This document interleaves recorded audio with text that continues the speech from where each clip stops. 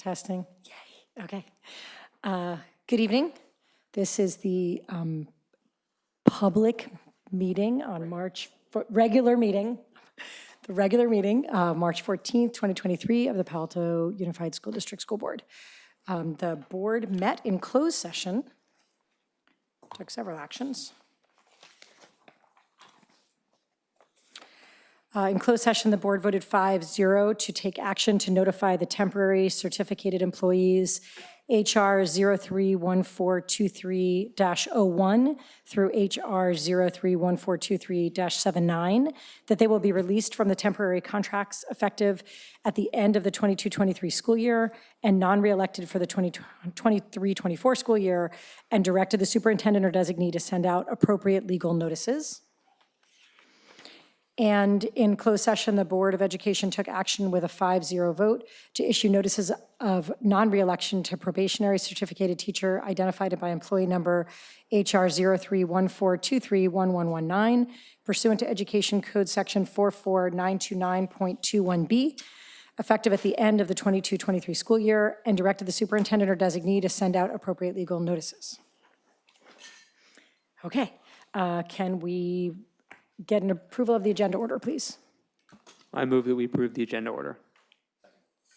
All those in favor? Oh, wait, student preferential board vote? Aye. Aye. All those in favor? Aye. Great, okay. We're gonna start, open forum happens after student board member reports and then the superintendent. So we'll start with student board member. Hi, everyone. I'm Daniel, and I'm here to, again, talk about gun activities. Last week, our student council presented our prom location, which will be in the Exploratorium in San Francisco. We basically switched with Pali, who's also having their prom at City View Metreon, which was our last year's location. The video is very funny, and we had some guest teacher appearances, including Mr. Newland and Mr. Gill. YCS Service Day was also last Wednesday. Students went out to different schools and areas of the district to volunteer and help out with the community. Overall, the president of the club said that it was a very fun and huge success for all students that went. The swing dance was also hosted a few weeks ago when students gathered in the gym to dance to cool jazz performances by gun bands. Spring Spirit Week is this week, and we have many activities that are set. We were supposed to have a gun or high school musical performance during lunch today, but unfortunately got canceled because of the weather. Tomorrow, however, we'll have our annual Clash of Titans, where the seniors will face off against the teachers in the game of basketball, and I'll be one of the seniors to play. So I'm gonna get home and practice today after. Yeah, so I'm really excited, but also kind of nervous because we have to beat the teachers. Anyway, on Thursday, we'll also have our school-wide Jeopardy finals, and on Friday, we'll have a spike ball class competition followed by a celebration for Holy, sorry about that. Events that are coming up, student council elections for next year have started. We have a lot of candidates this year, and I'm personally very excited to see who wins out of all of our candidates. Gun Foundation, which is an organization that gives out scholarships to gun students, is also starting to interview all of its applicants, and the results for the scholarships will come during mid-April. And that's it from me. Thanks. Thank you so much. All right, hello and good evening, everyone. So March is definitely our busy season. So here's what's been going on at Pali. We had a bit of a tumultuous day back after a 4-day weekend, with all of us adjusting back from daylight saving and the rain, the wind, and the power outages. So shout out to all of our teachers, staff, and students for making it through today. It was definitely rough. Our primary election for executive officers and class presidents and vice presidents started today for us, with campaigning going into full swing. ASB finished up our Constitution talk, in which we notably expanded our student council, adding a second publicity commissioner and diversity, wellness, and inclusion, or DWI commissioner, as well as creating an athletics council consisting of 2 athletic commissioners and 3 representatives. So that's just to give input on athletics, since that's under ASB. We have also expanded class officers to include up to 3 class representatives that are not required to take the second period class in goals of increasing our inclusivity. ASB also held our ASB Fair, where we informed students about the different responsibilities of ASB officers. Going into ASB events, we had our Ultimate Frisbee Prime last Wednesday, and we'll be having our Price Neurodiversity celebration during Prime this week. Seniors held their spikeball tournament with the team Jishi taking victory, and they even had like little trophies. Sophomores had their Chipotle fundraiser, making $385 with the help of the community. I actually went and I saw Mr. Gallagher and his whole family there. It was great. We are continuing to plan for more events in our spring committees, including International Night, Spring Spirit Week, and Coachella in April, and Staff Appreciation in May. We're also preparing for our prom at City View, as Daniel said, and our ticket sales start tomorrow. Onto our arts department, Mamma Mia was, as I heard, a smashing success, with opening night selling out the entire pack and ticket sales breaking Pally records in recent years. If you didn't get to see it yet, the show will be finishing their performances this weekend with a show on Saturday night, which I'm going to, and Sunday afternoon. Our Pally Instrumental is also having their Pomps concert this week. For clubs and activities, our Princess Project Club hosted a donation drive for makeup and accessories, sending it to the Princess Project organization to distribute to students preparing to go to prom. They're also working on their dress drive event where Pally students can donate and pick up prom dresses for free. Our Rise Club concluded their consent education workshops a couple weeks ago and debriefed at their last meeting. I helped with a few of them, and a lot of the students were really open to engaging discussion, which I thought was great. For the Science Olympiad, they attended the Mir Loma Regionals last weekend, and our teammate robotics team were semifinalists of the Utah Regional. Congrats to them. Speech and debate students attended state qualifiers, with multiple students making it to the state tournament, which will be in April. Pally Speech also hosted their annual speech showcase in the Haymarket. I also performed, where families and the community could hear speeches from multiple different events that Pally offers. Pally Sports has also been active in their competition, with Pally Swim winning against Homestead last week, badminton having their first game against Lynbrook last Thursday, and track and field having 2 meets and the Restbuster Invitational last weekend. Pally Cheer is also transitioning into their stunt season for the spring. In other news, Pally distributed CMAG issues last Wednesday and our newspaper, the Campanile, today, and we're awaiting cast testing for next week and working to definitely increase participating members best we can. Pally also hosted 2 town halls over the past week, one where Mr. Brienza was at as well, one at the MAC on March 1st, and one last week with the Boys and Girls Club in East Palo Alto, where parents, staff, and students got together to discuss Pally goals and values. Lastly, SJP Cohort 7, which is comprised of seniors, is currently working on this mural project called Same Moon, Same Stars. This mural will be featured at the center of our student classes at the 800s building and will depict Delegate Teehee to bring recognition to the Cherokee tribe and educate students on their history and getting them recognized in the House of Representatives. And that's all from me. Thank you. Thank you both so much. Dr. Austin? Thank you for that. The first thing I was going to do is remind everyone that tonight you need to actually push the button for the mic to work. It's an adjustment. Well, we'll get there. And I've said it before, but I, again, just want to recognize our student board reps. They come into every single meeting so prepared and read through everything. They have their questions ready to go. And on top of it, now that we are into March, we know each other well enough to where they're just super fun. And I just really enjoy spending the time with them and their insights, and more importantly, just watching them work together has been super fun. So thank you to both of you. I had other things to go through tonight, but as I look around the room, the weather's bad, and we have a lot of people with long drives that are staying here to present tonight, so I'm going to waive all other comments so we can get to the work. Great, thank you. Okay, next is the approval of the consent calendar. These items are considered routine and will be approved in one action without discussion. Oh, I skipped right over open forum. Thanks, yes, I was skipping right over open forum. I'm sorry for that. It is time for open forum. Okay, we had a few people that had requested to speak on closed session item, and I am assuming that you want to speak at open forum. If you don't want to, just let me know and we'll skip right over. The first person I've got is Katie Schroeder, and then I have Lara. I need you to say your last name when you come up, if you are here to speak, and then Svetlana Gauss. So just if you can come on up to the microphone, Katie, and you have 2 minutes to speak.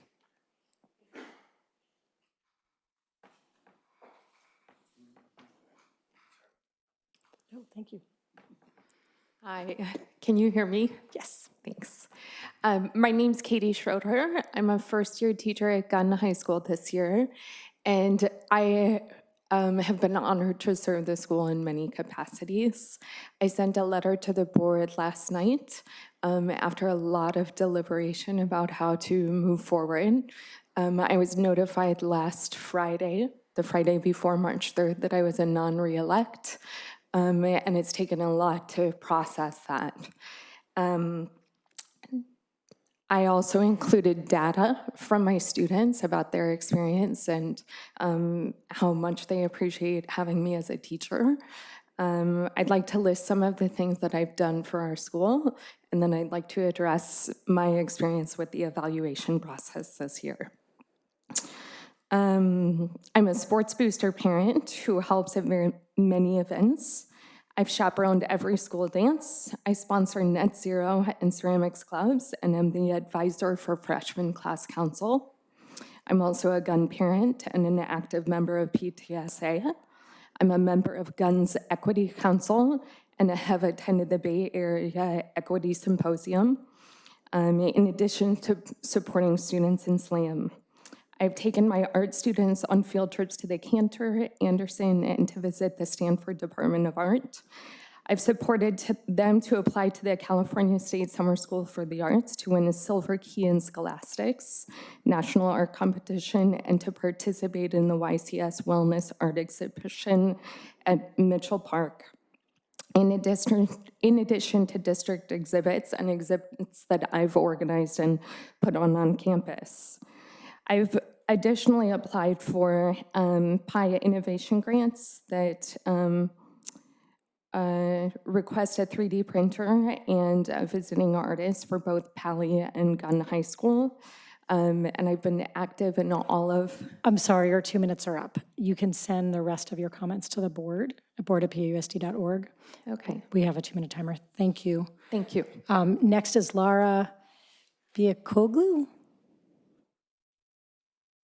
Hi, yes. My name is Laura Buyukolu. I'm a student in Ms. Schroeder's Ceramics 1 class. And I volunteered to speak today on behalf of Ms. Schroeder. Ms. Schroeder's been an amazingly generous teacher all throughout my sophomore year at Gunn. She spends lots of time to curate creative projects for us where we can all freely express our creativity through our art while still meeting curriculum requirements. As well as Ms. Schroeder's classroom, personally for me, creates a very safe environment where I can de-stress. And I think that's really important for a student at Gunn, considering how stressful school can be for some of us sometimes. Ms. Schroeder is also the type of teacher to take time to provide hands-on examples, demonstrations, and also one-on-one help if you need it. And she provides lots of constructive criticism to all the students in class. I started the ceramics year with no prior knowledge in ceramics, and I've been able to make some really advanced projects due to Ms. Schroeder's amazing teaching. And she's a teacher who really cares for her students. She makes sure to check up on our well-being as well as our progress on projects and make sure that our needs are accommodated for depending on deadlines.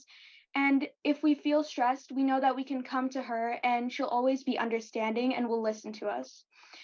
Miss Schroeder is also the type of teacher to take time out of her day and out of after school time to provide help for you and provide help for anyone who asks. And I think she's a really generous teacher.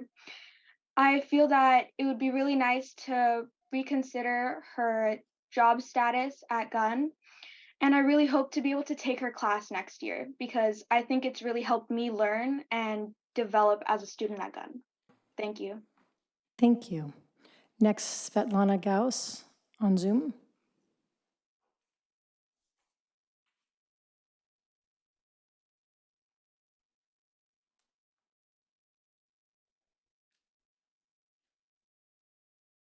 Is Svetlana here?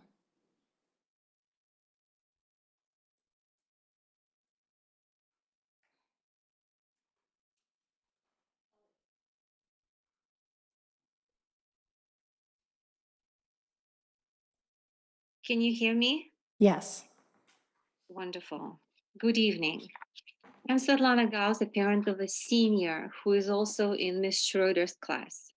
And first of all, I wanted to tell you, esteemed board members, how much I, as a parent in the school, appreciate you and the principal, Wendy Stratton, supporting the arts. To show up 2 years ago exactly, well, it was April 2021 when the school was closed for a year during COVID. A lot of you, at least I see 3 people in the board commission, showed up to paint their breasts. There was a global participatory art project that the school supported the participation in, and the Public Arts Commission at Palo Alto has supported. We painted our breasts. About 600 people participated, and those murals were exhibited for 6 weeks on the fence, on the fields, on the soccer fields at Gunn High School between Ball Park, which became another open classroom. I want to thank you all who understand the importance of the arts, and I very much would appreciate if the position of Katie Schroeder is reconsidered, because she is a working artist, a ceramic and accomplished ceramics teacher who is so important as a member of a community, of teaching community, but also as an artist living in Palo Alto. My children actually consider her a very caring teacher and a knowledgeable teacher. So thank you for your time. Thank you. Next, we have Stephen Davis in person. And Audrey Gold, I'm being told that your hand is up, but we don't have a speaker card for you. So if you can fill out that speaker card form, then we can add you to the queue. And after Stephen Davis, we have Carrie Wagner, and then Yaroslava. First, I want to apologize for being late. We know. Okay, yeah. Whoever was late. There are people walking along Churchill to get here, I think. Okay. Trustees, you and the district owe the parents of our students with disabilities an apology. And more than an apology, you owe them action. To review, instead of keeping a successful program in a good classroom and at an explicitly inclusive school at Ohlone, you're dumping them into a dilapidated temporary space at the margins of the new campus. Instead of actually reviewing how our special education program is doing, which is falling further behind their general education peers, Dr. Austin and his staff are making our school district more segregated and doing nothing to improve special education performance. Instead of reaching out to the special education community at large and the actual affected families, Dr. Austin and his staff have gotten buy-in from their cherry-picked audiences, in particular a small parent group that they support and subsidize. That group is now increasingly distrusted by other special education parents. This is a failure of policy leadership, program oversight, and community and constituent service. We deserve better. Thank you. Carrie Wagner on Zoom, and then Yaroslava Krikovkan on in person.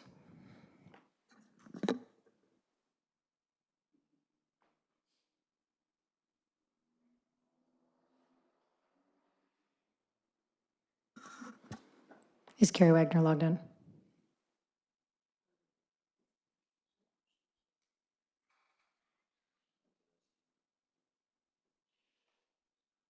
Hang on there, Ms. Wagner. We're trying to figure it out, and if not, we'll pass you and come back.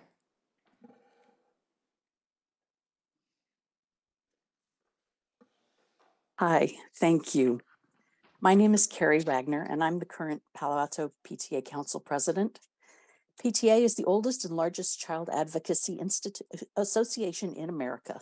Our mission is to speak with one voice for every child. We are optimistic with the current improvements that PAUSD is making to address equity issues and wellness. We believe in the ability of all children to succeed. We look forward to every child in PAUSD meeting standards and encourage the district to continue improving access, inclusion, and equity for all students, but especially for our historically underrepresented students. Thank you very much. Thank you. Yaroslava in person. I don't actually see. She's on Churchill, so we'll come back to her. Next, we have Star Teach Out on Zoom, And I think that might be the last open forum commenter. Star Teachout. Okay, good evening. Can you hear me?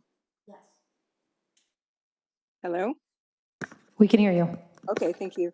I appreciate your concern for the 8% of our students who are receiving DFN and I marks. Your strong feedback in November, however, did not include praise for the 92% who were doing well, nor was there any analysis given to the intersection of the top 3 grade influencers, chronic absence, SED, on top of the Hispanic ethnicity. So before I talk about that, I want to point out that credit for improving grades at the semester does not belong to our school board. It belongs to our students. They retake quizzes, they revise papers, they turn in missing work, and some credit goes to their teachers, aides, counselors, administrators, and families who support them. Regarding chronic absences, at the quarter, white students were more than 2 times and Hispanic and Latin students more than 3 times as likely as Asian students to be chronically absent. For some ethnicities, there's minimal impact from chronic absent grades. People still do pretty well, but there's a pretty strong correlation for Hispanics. Within the Hispanic data, 62% of Ds and 78% of Ns are coming from chronically absent students. This is really important information that our data analysis should be looking at, because we need to be asking, what's happening with our chronically absent Hispanic students? And it's also surprising that no one looked at, it didn't seem to be that they looked at the chronic absences for this next semester. They've gone up, you know that, they've gone up to 30% about. So anyway, I'll send in my comments, but really would like to see more attention given to the data. Thank you very much. Thank you. I don't think Yaroslav is in the room. It looks like Audrey Gold on Zoom has put in a card.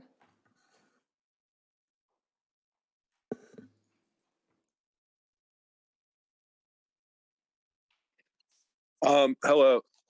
This is actually Evan Gold, Audrey Gold's son. And I'd like to speak about my disappointment with the non-rehiring of Miss Schroeder. I'm in her AP ceramics class. I'm a senior this year at Gunn. And, you know, I signed up for ceramics quite a few years in a row because it was a class in which the expectations were not that high. And I've had friends who would like throw clay at the walls, and that was like kind of their experience. And those who wanted to engage were encouraged to engage, but those who wanted to disengage were also allowed to do that. Ms. Schroeder has been like really great to push all students to get involved in art and like really enjoy it. She brings a lot of experience that has benefited us. She loaned me a book this year, which I read, and I discovered an artist who I really related to, where in the past I haven't engaged with that at all. And she organizes her class in a way that's very effective to bring students into art. And I'd love to find out why she was assigned a non-rehire position, because I think she's done a really good job this year, and she's structured her class in a way that I know my peers in lower levels of ceramics and younger grades are in a strong position to pursue art going through high school. So yeah, I'd just like to put in my word that the non-rehire position is very disappointing to me. And this is Audrey Gold, and I just want to say as a parent, I think she's been a fantastic teacher. She's extremely caring. She sets very high expectations for her teachers. She's been giving very solid feedback to her students. And I think if she's not being rehired, she should be given the same courtesy of given reasons why this decision's being made, because it definitely comes to a surprise to our family. Thank you, Ms. Gold and Evan Gold. Okay, I think that is our last open forum comment. So now we are going to go on to the consent calendar. Thank you, Mr. Collins. These items are considered routine and will be approved in one action without discussion. If a board member requests an item to be removed from the calendar or a citizen wishes to speak to an item, it will be considered under action items. Do I have a motion? I move that we approve the consent calendar. Second. Student preferential board vote. Aye. Aye. Colleagues, all those in favor? Aye. Aye. Okay, moving on, we have no action items tonight. So discussion item 6A is our draft budget assumptions. We'll turn this over to Ms. Chow. All right, thank you, Dr. Austin. Tonight, we have an update on our budget assumptions, and it is still in a draft form, and it is a discussion item tonight. Just a couple updates that I wanted to bring to your attention as we're progressing along in our budget development. The last three items on the chart are the new additions. They are italicized so that it sets them apart a bit.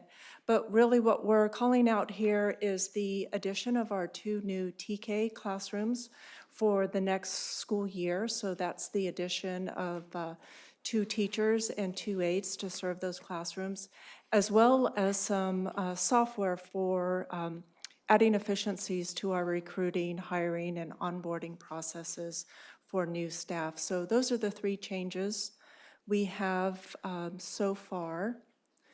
Some of the pending items that'll be brought to the board on March 28th.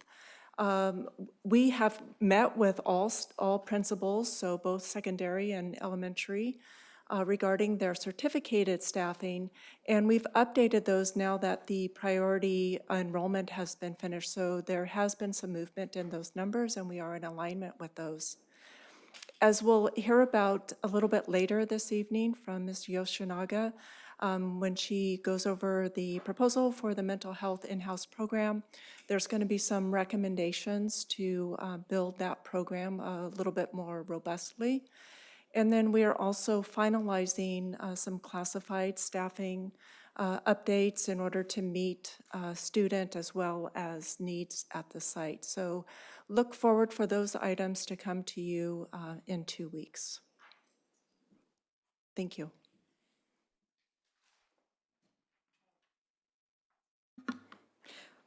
Colleagues, this is up for discussion. Does anyone have any questions or comments? Ms. Siegel? I was wondering if the draft budget assumption includes meeting the asks of our bus drivers, which after talking, best of my understanding, includes 11-month contracts instead of 10-month contracts and 8-hour days instead of 7-hour days. This could help with retaining and recruiting as they carry our most precious cargo. So we have made several improvements to our transportation staff, namely increasing all the 5-hour positions to 7, and as well as providing full-time benefits for those that are in the 7-hour position, so slightly less than a full-time, but still receiving full-time benefits. We do have a process for changing a position. So if a group of employees wishes to make changes to that, that would come through partnership with their union representatives. And I would also, do our assumptions include bringing back any bus routes at this time? So we have, I believe you're referring to the Stanford West as well as the Los Altos Hills. So as we have been sharing with our families in those neighborhoods, that as soon as we have additional drivers to support those routes, we will reinstate them. Yes. Okay, thank you. Those are my questions. Mr. Darrow? It's going to take some getting used to. I didn't mention this last time, but I really appreciated seeing the child nutrition services position on the draft budget. I know that we've talked about nutrition on and off for the last few years, and I think what's great is this is going to allow for some level of flexibility moving forward in how we approach nutrition. So I just wanted to shine a light on that and say I know already we do so much to make sure that we are offering.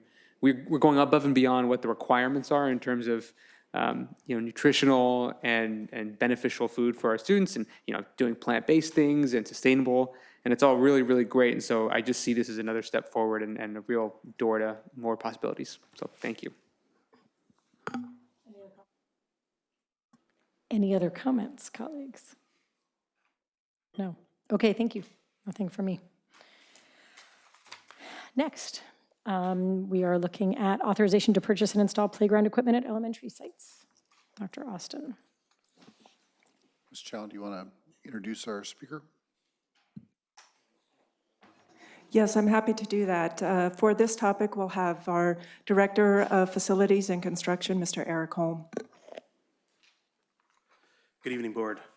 So this item is, we've got a sort of a handful of things together on this. Authorization to purchase, install playground equipment at the elementary sites.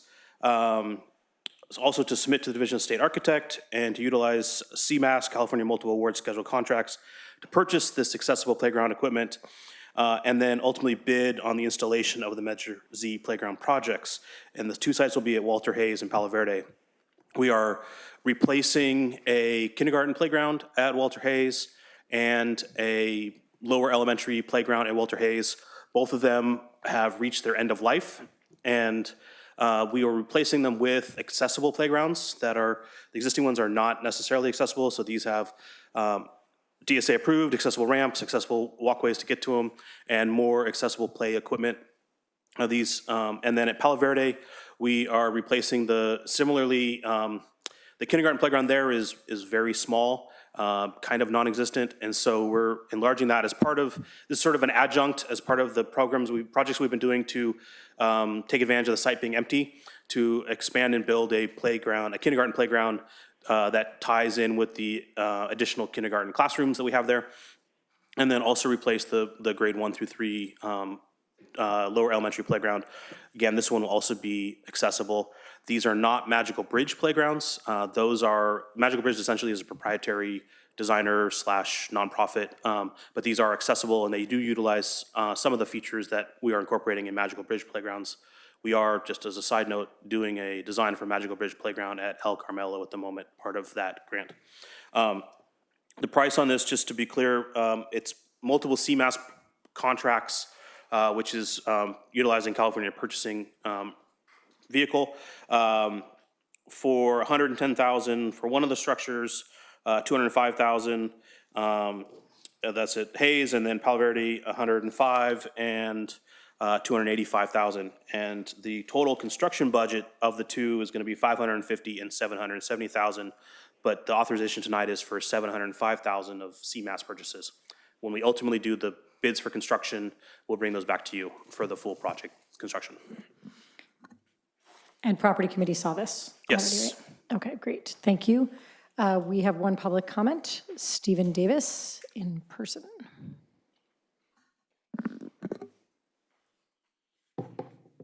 Thank you. And by the way, the other speaker who was stuck on Churchill has arrived.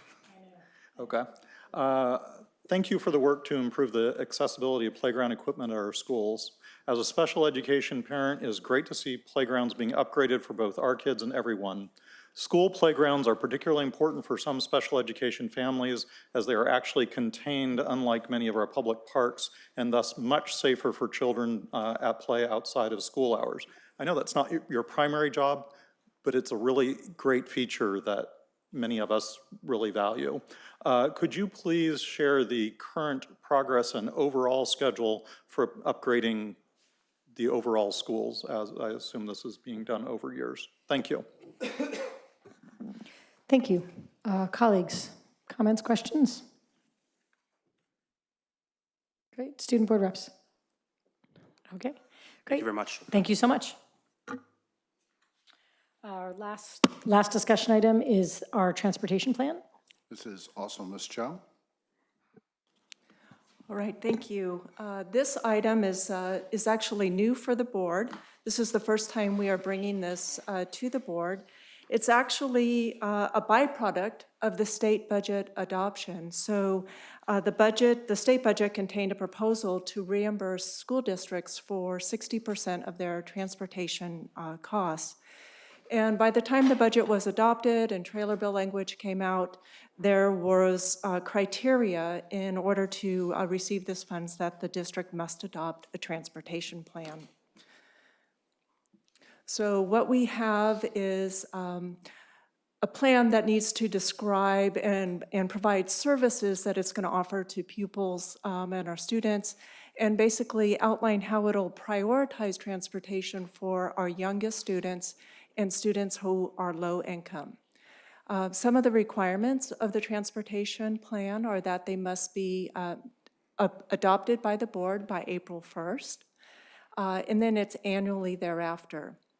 The stakeholder groups that this was presented to were parents, staff, air quality management districts, and some other groups.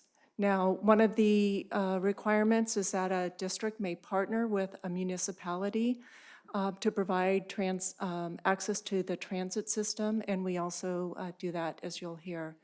Unduplicated students also need to be able to access available home-to-school transportation at no cost.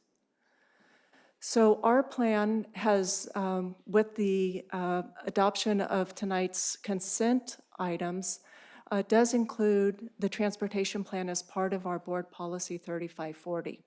So the criteria for the plan are that it, describe transportation services that are offered, B, that transportation services will be prioritized for low-income students as well as our elementary students, that those services are accessible to students with disabilities and to homeless children and youth, and then also how unduplicated students will be able to access available home-to-school transportation. And the key word here is available. So districts that are not providing transportation or it's not available, then it simply does not qualify. So we're talking about available transportation.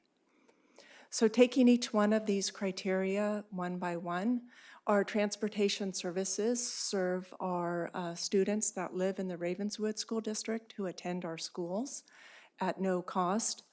Low-income students in middle and high school receive monthly transit passes from VTA, also at no cost.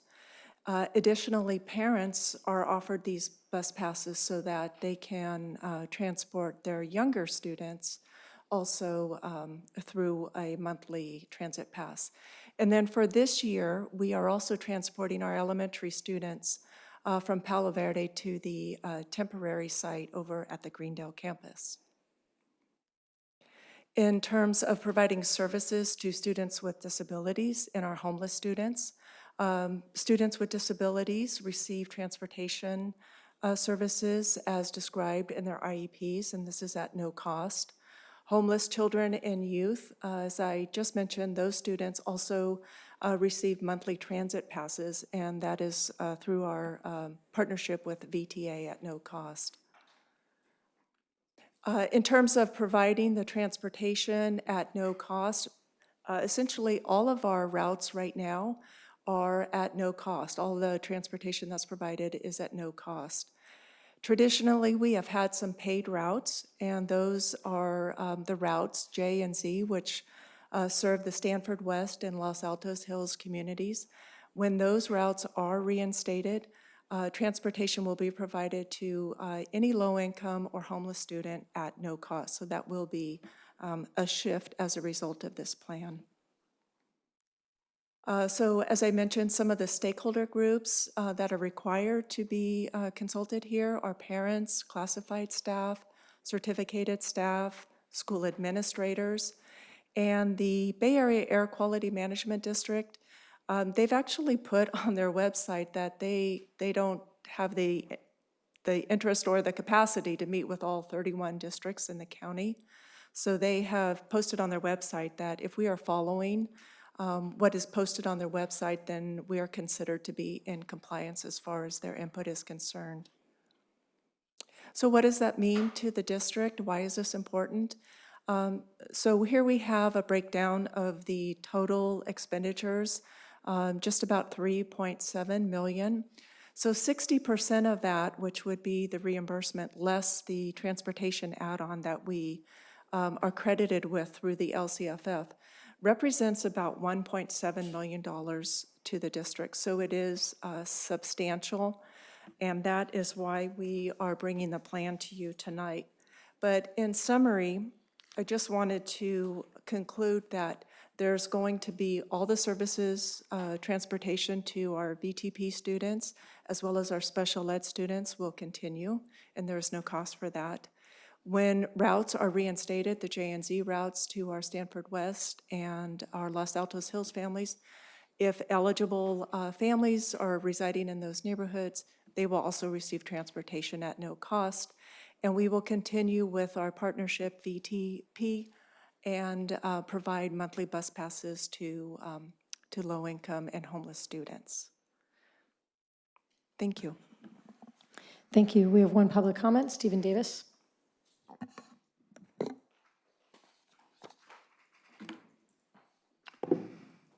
Thank you for that. Could you please share the number of students with IEPs that use our transportation services? How many of them are using it to go to a school that is not their local school, and the budget for that portion of the program, and whether these funds come out of the federal and state special education funds? Thank you. Thank you. Colleagues, any questions or comments? I just quickly wanted to clarify, Ms. Chow, this is, I mean, I think we all know this as board members, but I want to clarify for the public. You're presenting to us what we already do, right? So this is now a compliance document that's required in order to receive the funds. So there isn't anything new being presented to us here tonight. Is that right? You're just sort of summarizing what we're already doing. Right. So the plan describes the services and how they're provided and ensures that low-income students will receive them at no cost. It looks like we actually have one other comment. Since we're still on the item, I will take the comment. Audrey Gold. From now on, please make sure you get your comment in as soon as possible, hopefully before our Yes, open thank you. comment is over. I just find it very interesting that this transportation plan makes no mention of active transportation. As a longtime volunteer with Safe Routes to Schools, where in our high schools we have 50% of our students that can walk or bike to school. I would love to see this plan include things that would provide resources, providing bicycles for students to help them get to school. And then also, I did not understand what an unduplicated student is. That was in a couple of the slides, and I'd appreciate clarification what unduplicated means. But I think this transportation plan seems very incomplete when we are not including cycling, given that we are in Palo Alto, and that bicycling is such a significant means of transportation. Thank you. Thank you.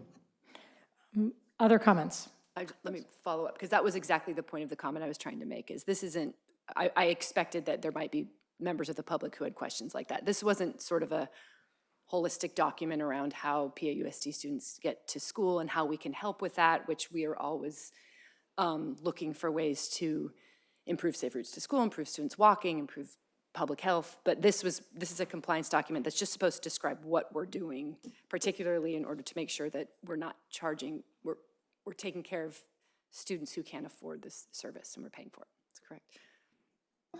Yes, that is correct. This is a plan that qualifies us to receive reimbursement on our home to school transportation, period. It is not something that looks at the broader picture in terms of other ways that students can get to school. It's purely a reimbursement for our yellow bus fleet and the services provided from that. Thank you for the clarification. Any other comments or questions, colleagues? Student board members? Okay, thank you so much. Okay, moving on to staff reports, the promise. I'm just going to do a quick setup before I send this over to you, Dr. Che.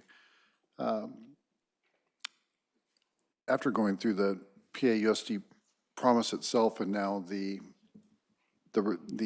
results book at the end, I would just say that for the entire team, which doesn't just mean the team that's here, it means the team that is PAUSD in collectively. I just haven't come across a district that wouldn't wish that they could put their name on this and have the same results, the same commitment to priority goals, the same focus, honestly, the same resources that allows us to do some things others just can't. This should be something the district, the community should have tremendous amount of pride in. And I've seen presentations in other districts that have done a fraction of this that have been very excited about it.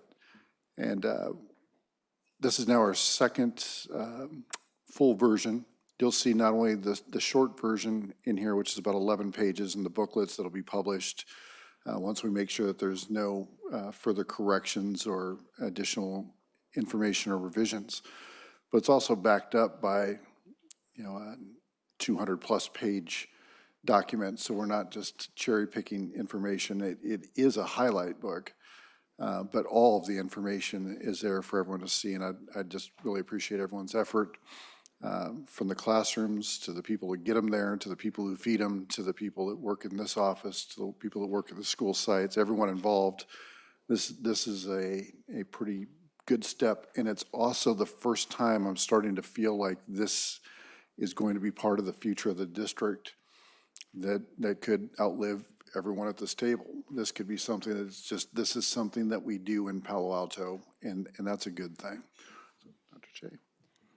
Thank you, Dr. Austin. The PAUSD promise represents strategic plan to balance organizational goals, student outcomes, and innovative practices. This annual report is a comprehensive summary of all staff's dedicated work striving to be champions of excellence. This academic year, the district has been focusing on 5 priority goals: serve and celebrate others, mental health and wellness, equity and excellence, early literacy, and healthy attendance. We also made progress in many other areas beyond these 5 priority goals. The mid-year report was presented to the board in December. This annual report is part of a routine cycle to reflect our ongoing work as of March. While March may seem early for the annual report, it provides time to reflect on areas of improvement and gather input to develop next year's goals, metrics, and strategy execution plans. Staff worked very hard to implement these promised goals, and we're also very grateful that our community leaders and volunteers for supporting our work in meaningful ways. This annual report represents the comprehensive work directly shared by sites and district leaders, as well as data and narratives shared through various reports. The initial draft was reviewed by over 80 leaders, and their feedback was incorporated as part of the process to create the report we're presenting to you tonight. The booklet version, which we're presenting tonight, was generated for the purpose of sharing with all diverse stakeholders, including our students and families. While the long version serves as a supporting document, which include raw data, evidence, and details of activities. There's a collaborative team effort that's behind this work, and we particularly want to thank Isidro Pimentel, George Pinkney, Arian Toomey, and Judy Nishiyama, along with the entire leadership team who gave feedback and has been working with their staff to drive these goals. Now I'll turn it over to Mr. Badr Singh to share the booklet version of our annual report. Thank you, Dr. Che. Mr. Moore and I will kind of briefly touch on each of the priority goal areas, and I'd like to start this with the serve and celebrate others. And I got 2 minutes. 2 minutes. Okay, I'll wrap it up quick. So the first thing, I think, when you look at the serve and celebrate others information, there's 2 things that really stand out about what this goal is. First, it says acknowledging those who invest in others, and secondly, modeling service and celebrating people for their contributions. There are many programs and activities that our students, staff, and community are involved in. And this goal helps to expand those efforts as we recognize and celebrate them. I want to pause for a second and give a little shout out to our student board members, because every meeting they share examples of what their peers, the faculty advisors, the staff, really investing in our community, our stakeholders, our partners. So I just want to say thank you for all the work that all you guys do at your campuses. To support this goal, an ad hoc committee was created to invest more time to research and evaluate our efforts. The committee has compiled over 100 meaningful activities that have been tracked. A few examples of these include Special Olympics, Family Giving Day, and toy and food drives. We also want to point out the efforts of our PAUSD staff. At the beginning of the start of our kickoff year, our theme was Builders, to recognize individuals who build up students and positively impact their peers, students, and the community at large. In terms of instruction, we are proud of the work of our staff and community partners have done to serve our students, and their efforts have been recognized in several ways, which include Distinguished Schools, Schools to Watch, Hoffman Awards, and the State Seal of Civic Engagement for graduating seniors. Sliding over to our priority goal of mental health and wellness, I think we're all aware of the challenges that our students have faced, especially in the role the pandemic has had. And we are proud of our efforts to address the social, emotional, and physical and health needs of our students. A key component and probably the biggest shift for us at Palo Alto has been the implementation of our school-based mental health program. This initiative has focused on developing an in-house model utilizing PAUSD staff to provide consistent mental health support for students, staff, and families. We've been able to recruit and hire 15 mental health associates positions to focus on our elementary, middle, and high school services. We are also reviewing data and examining our service delivery models to see how we can improve and expand upon those. We are fortunate tonight that Dawn Yoshinaga is here to give you a little more of an in-depth report on the mental health program, so I will save the details of that for her presentation. But at this time, I'd like to pass the presentation on to Mr. Derek Moore, who is going to address the remaining priority goals. Sure, thanks, Dr. Brodgersing. I want to talk through early literacy. I think this is one piece that we've heard a lot about at this table and in this room, and touch on audience real quick. So the intended audience of this book is for people that have not spent the significant amount of time that all of us in this room have looking through the data and looking through the results. So it's really meant to be a highlight of what we're hitting in each topic area, and I think the early literacy really does that. We have our ESRI goal to strive for all students to read at grade level by the end of third grade. And as we've talked about before, I think our data for this year is suggesting that we're in good shape for that. So moving on to the next one, the next page, the equity and excellence. Last meeting, we heard from Ms. Conaway with our SWIFT plan. And the annual report on the SWIFT goals, which was definitely much more comprehensive than that. So the intent on this page here is to call out a few of the items that we'd like to highlight around our work around equity. In addition, on this page, there's also the diverse pathways to success, which includes some of the dual enrollment pieces. And lastly, healthy attendance, and this is a little preview of a upcoming board report that's coming in April around healthy attendance and where we stand. There's one in the fall around attendance, and we'll have another one in April. This graph is new for us of what we're looking at, and it's something that measures our actions this year around attendance conferences and kind of addressing what's happening with our attendance, and it shows some progress that after we've had some attendance conferences at our school sites with parents, the attendance improves, and that's what this chart is showing us. So that's a little teaser for what's coming up in April with a larger attendance report. And those are our 5 priority areas. This report finishes up with a glossary of terms, and we recognize educators at the table and around here. We like to use a lot of acronyms, and there's a lot of different things that might not be known, and this is a place to include and explain a lot of the pieces that the terms that we use. So with that, thank you.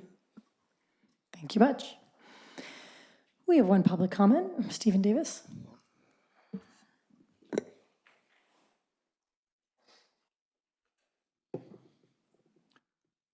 On equity, my general education daughter is at JLS, and she shared with me that the special education students sit at a separate table at lunch and that no one ever talks to them or even knows that there are special education students at JLS. Separate classrooms, separate tables at lunch. It isn't special education, it's segregated education. In the full report on page 47, the district talks about consolidation of special education services. 10.2% of our students have IEPs. That's well over 1,000 students. That means that every teacher is a special education teacher and should be qualified as such. Best practices around the US are moving away from segregated special education. As I noted in my report to the district at the last meeting, Palo Alto is far from a leader in inclusion, with many states, not school districts, states, doing much better on average than our district. By virtually every metric, our special education students are falling further behind their general education peers here in Palo Alto. Thank you.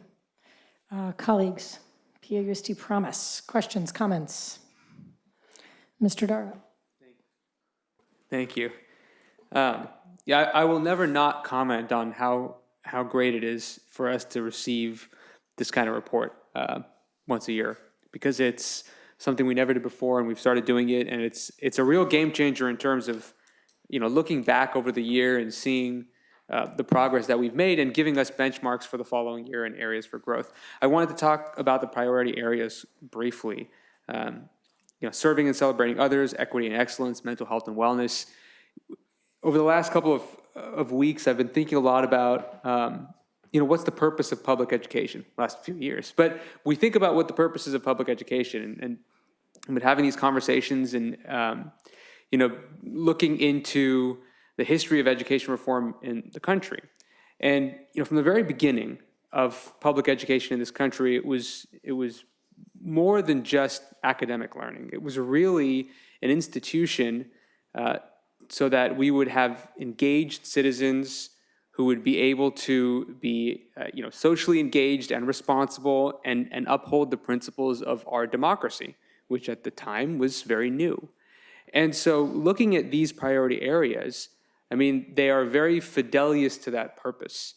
And to me, in Palo Alto, there's no other place where it's so needed. Our students are growing up and going to school in an area where we have incredibly heady implications of technology. We've got implications of big tech and privacy. We've got the ethical implications of free speech and a single billionaire being able to control a platform of speech. We've got the issues of, bots and election integrity. We've got, we are at the heart of all of this. We've got crypto scandals. We've got, health data scandals without naming companies. We've got college admission cheating scandals.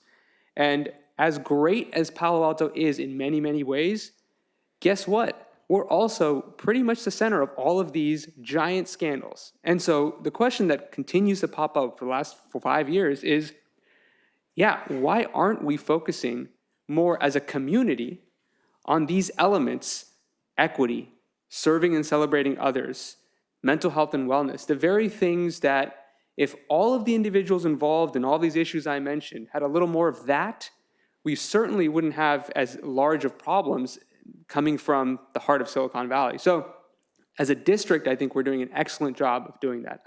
This is an appeal to the community who sometimes, to potentially put this in perspective, which is we are a great district academically. We're great. We are in an area, though, where our students are getting it from all angles in terms of the potential pitfalls of technological and scientific progress and disruption without the countervailing balance of civic responsibility. And so I think it's an excellent thing that this is one of our guiding principles. And I really applaud my colleagues and the district for championing this. So thanks. Any other comments? Colleagues? Student board reps? Okay. Thank you everyone for this. It's an amazing document, both the small one and the big one. I think it's more useful for us that you bring us each of these topics separately throughout the year, and that's when we can really dig into them. But seeing it all together is a really nice just nod to the work that's been done this year by staff. So thank you. I think that's it on that one. Moving on to 7C, correct? 7B. I skipped over mental health. I'm sorry. They look similar.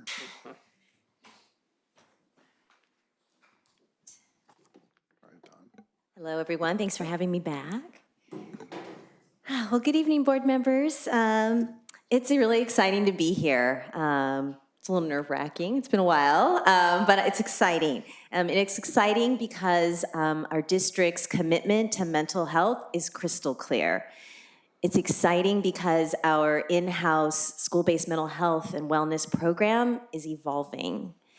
And it's exciting because students are getting consistent and high-quality care from trusted and familiar adults who are a meaningful part of our school communities. And it's exciting because our district is invested in and prioritizing the mental health of our students, staff, and families. This is my clicker here. Is it the green one? No? This one? Oh, I'm giving it all away. In the fall, we launched the in-house school-based mental health and wellness program for elementary and middle school. 10 district-employed mental health associates support our 12 elementary schools, and there is 1 associate at each middle school. We have 2 contracted mental health therapists at each high school, and the district hired 2 high school associates, 1 for each site, when the agency was unable to fill the 2 positions. Our associates receive clinical supervision twice per week with ongoing training in therapeutic models and trauma-informed practices. The mental health and wellness supervisor, the illustrious Genevieve Pierre-Dixon, she provides clinical supervision for the 15 associates. Ms. Pierre-Dixon's ongoing work with the associates is a critical component of the success of the in-house model. Our wellness centers are at each middle school and serve as a calm and supportive environment with a trusted adult. The middle school wellness centers are open for all students before school and during lunch. Approximately 100 students visit the wellness center every week, and there are about 3,600 visits since the fall. Wellness activities include guided meditation, mindfulness, gratitude, and self-care, all the good stuff. And our 6th graders are frequent flyers. Since the start of the year, there have been approximately 400 elementary referrals and 100 middle school referrals. Our 3rd and 5th graders make up 42% of our elementary referrals, and our middle school is fairly equal across the grades. Elementary students present with the highest concerns around behavior and peer relationships. 64% of referrals include a behavioral concern, and 43% of referred students are struggling to make friends. Emotional dysregulation is an area of concern for about 31% of referred students. In middle school, internalizing problems such as anxiety and sadness were noted as the highest areas of concern. Challenges at home and academic stress present as more of a concern as students enter adolescence. Our parents are an integral component of the therapy process. One parent shared, "Our therapist established a nurturing relationship based on her understanding of my son, which is exactly what he needed to be open to working with her. She took a lot of time to explain some of the ideas she was working on with me as a parent, which I appreciate." So after a referral has been initiated, the associate meets with the parent for the initial intake and again to review the assessment and develop the treatment plan. And during the 14 weeks of treatment, parents meet with the associate every 3 to 4 weeks to discuss progress on goals, share strategies, and modify the plan as necessary. Approximately 56% of referred students are receiving therapy and 15% have completed treatment. Currently, 17% of referred students are waiting for mental health services. The longest wait lists for therapy are at our two of our Title IX schools, which are Barron Park and El Carmelo, and also the 3 largest elementary schools, Ohlone, Escondido, and Fairmeadow. Barron Park and El Carmelo share an associate, as do Walter Hayes and Juana Briones. All other elementary sites have an associate on campus every day. Staffing of associates was based on projected enrollment. However, extensive wait lists at our schools that share an associate indicate a need for additional staffing regardless of the size of the school. The large majority of middle school students on the wait list are at JLS, and it's about 71%, which is our largest middle school. Given the high number of referrals for therapy, these schools are impacted in their ability to provide Tier 1 and Tier 2 mental health supports. Principals, teachers, and mental health staff have provided valuable feedback about the in-house program. 3 big successes I just want to highlight are: 1, daily presence of a mental health and wellness associate who is fully integrated as part of the school team and community. 2, positive relationships with students with another trusted adult on campus. And 3, progress in destigmatizing mental health by making mental health a priority and part of the regular school program. Okay, the following proposal is recommended to expand the in-house school-based mental health model to include high school, making it district-wide, reduce extensive wait lists, particularly at Barron Park, El Carmelo, and JLS, support our Tier 1 and 2 mental health services at all sites. So to continue to build and strengthen our in-house model, the proposal includes exploring the discontinuation of external contracts to offset the fiscal impact of the staffing request. The ask is 2 mental health and wellness associates for elementary, 1 mental health and wellness associate for middle school, and 4 licensed mental health and wellness therapists for high school. These program recommendations provide 1 associate for every elementary site 5 days per week, additional support for our middle schools to address extensive wait lists, in-house licensed therapists for high school that will replace licensed contracted therapists. It has been exciting to grow therapists. Having our own mental health and wellness associates has provided consistent care for students, invaluable collaboration with staff and families, and a shared district vision for mental health support for PAUSD students. Thank you. Thank you very much. Did you want to talk to Justin? Go ahead. Yeah, just before we go to public comment, just a couple quick things. As a reminder, this didn't exist a year ago. And I'm just going to take it a step further. And before I go any further, by the way, Genevieve, who's in our audience today, thank you. This doesn't happen without you, just period. What we did was so bold that after we did it, the state suggested this is the model that should take over the state. And they were met with instant pushback from leaders who said it can't happen, right after we had just done it. We wanted to do the same thing at the high schools last year, but we thought it was too bold. And honestly, we were nervous because what we were doing was unprecedented. It was a massive shift in thinking and services. And not only has this team done it, they've done it at a very, very high level. One piece I want to make sure we point out, and I'm not sure if we got it or not because I'm mixing together the practice and the performance here. When you see the wait list, you know, that bothers me. But I asked for context how it compares to previous years when we had third parties. It's shorter, significantly shorter. And what we're saying tonight is shorter is great and it's an improvement, it's still not good enough. And I'm excited and fully support the recommendation to add the clinicians and bring that level up a little bit. But I just don't want to lose sight of how big this is. We get pulled into things, okay, that take our attention and our focus. And sometimes we forget about the things that we focused intensely on just a year ago. This was worth every second of our focus. And again, just to the team, and I see several in the audience, thank you. Thank you. We have 2 public comments, Stephen Davis and Genevieve Dixon.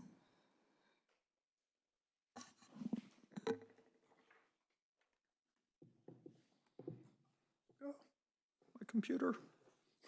I'll have to wing it.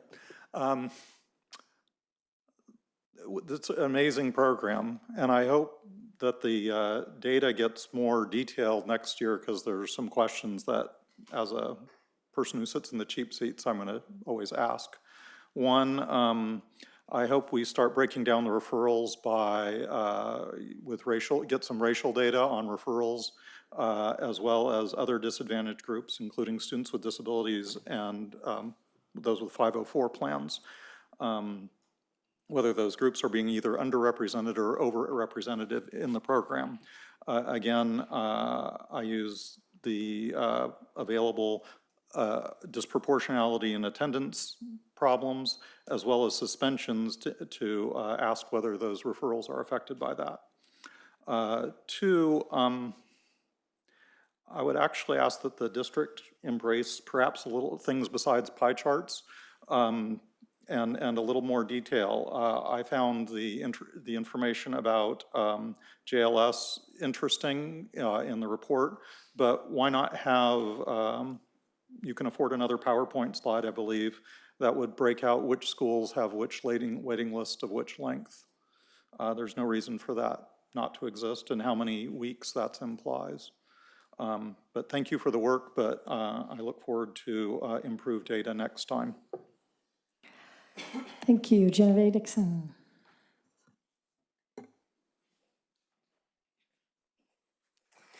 Hi, thank you all for giving me the opportunity to speak, and I want to thank Ms. Yoshinaga for representing our program and for working so hard to put everything together.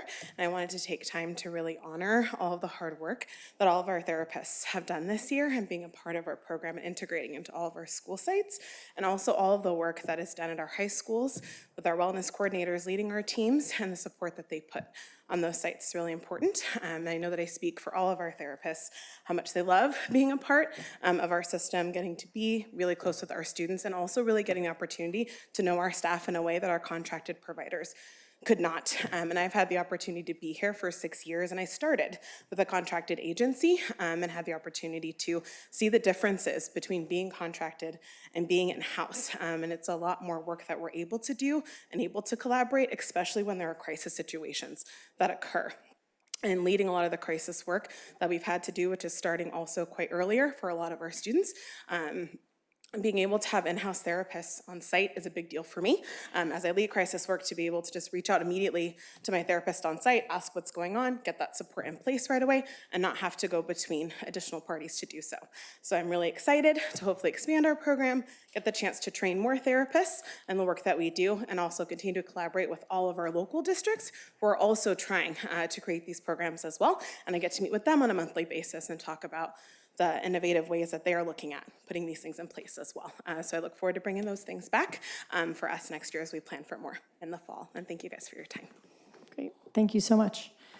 Colleagues, questions, comments? Ms. Siegel. I just first wanted to say Is your thank you. mic on?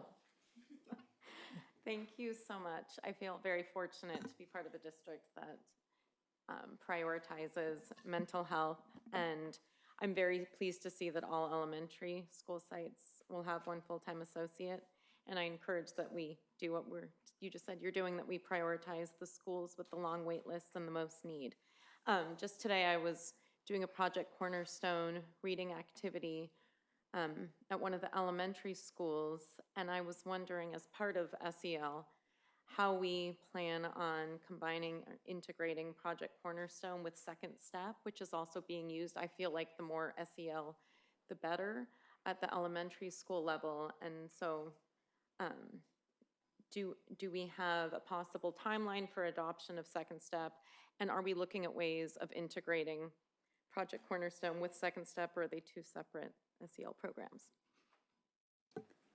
Let me take that. I think we still have a little staff work to do on that. I was checking around on that. So I can bring back or put into an update some information about where we are in that process for the SEL curriculum, and I can do that within the next 2 weeks. Thank you. Great. Go ahead. So first of all, have to get used to this. First of all, I just wanted to reiterate Dr. Austin's call out of Ms. Dixon. I will say the first I ever heard about the possibility of an in-house model like this was from Ms. Dixon. So I think in a lot of ways, this is kind of your baby. Your expertise has brought us here. So I just want to make sure we really recognize that. And I also want to say you're actually doing supervision for all the associates. Okay, so let's just speak up if that's too much for you, because that's impressive. I mean, we're really lucky to have you. Thank you. And I just want to follow up with that, just say a huge thank you to all staff for your work on implementing this model this year. And I think, staff members at our school sites in particular need to be commended. Our principals, our APs, our counselors, our mental health associates, the psychologists, they've all really done the heavy lifting of kind of taking an idea that sounds great in theory and hashing out the details of how to translate that theory into all the day-to-day boots on the ground actions of actually doing the work. I know that hasn't been easy because of course establishing the model isn't the goal, right? The goal is improve student wellness. The goal is students thriving emotionally. And this is a tool for us to get there. I firmly believe it has the potential to really be transformational, to embed wellness in the foundation of our educational system. But I would certainly not expect it to be perfect right out of the gate. So I really appreciate, staff's attention to evolving and learning. And I think that's exactly the purpose of the ad hoc committee, is to kind of dig into the lessons of the past year and sort of figure out if there's tweaks or changes that we need to be made. So I'm really looking forward to serving on that committee with my colleague over there. So I just want to, on the record, saying I am in support of all of the additional staffing requests, and just in general, just kind of putting our money where our mouth is in terms of supporting, making sure that we're doing what this program needs to get it to be the tool that we need it to be. Mr. Holmes. Mr. Drop. I just want to thank you, because the progress we've made on mental health and the effort we've put into mental health since I graduated from Gunn, which was the start of the first suicide cluster in Palo Alto. I've lived very close to this issue of mental health in PAUSD for a long, long time. And to see the progress on this and, to really be close to the progress on this has been very rewarding. And as my colleague, Ms. Latimeric said, this is another sort of tectonic shift in the way we're approaching mental health after over a decade of approaching it in a way that, was the best we did at the time, but really just changing the entire sort of foundation to take it to a new level. Our mental health approaches now are unrecognizable to what they were in 2008, 2009. And I can tell you that from a personal experience. And so just a big thanks to you. And I saw the students' hands, and I know they're going to have something to say too. But yeah, this is really, really fantastic. Student board reps, anything? You guys just deferring to each other? So polite. We both wanted to comment on it. Okay. I think this is definitely similar to what you all said, but I think coming from a student and knowing that there's this much support out there is definitely, I just have so much gratitude for that, because I know that a lot of districts unfortunately don't have this, and it's good to hear that, this could be a model for future schools. Just thinking about the way public school functions, I feel like this is so important to have, that there is some sort of support system for students that is on campus, it's like in-house mental health based program.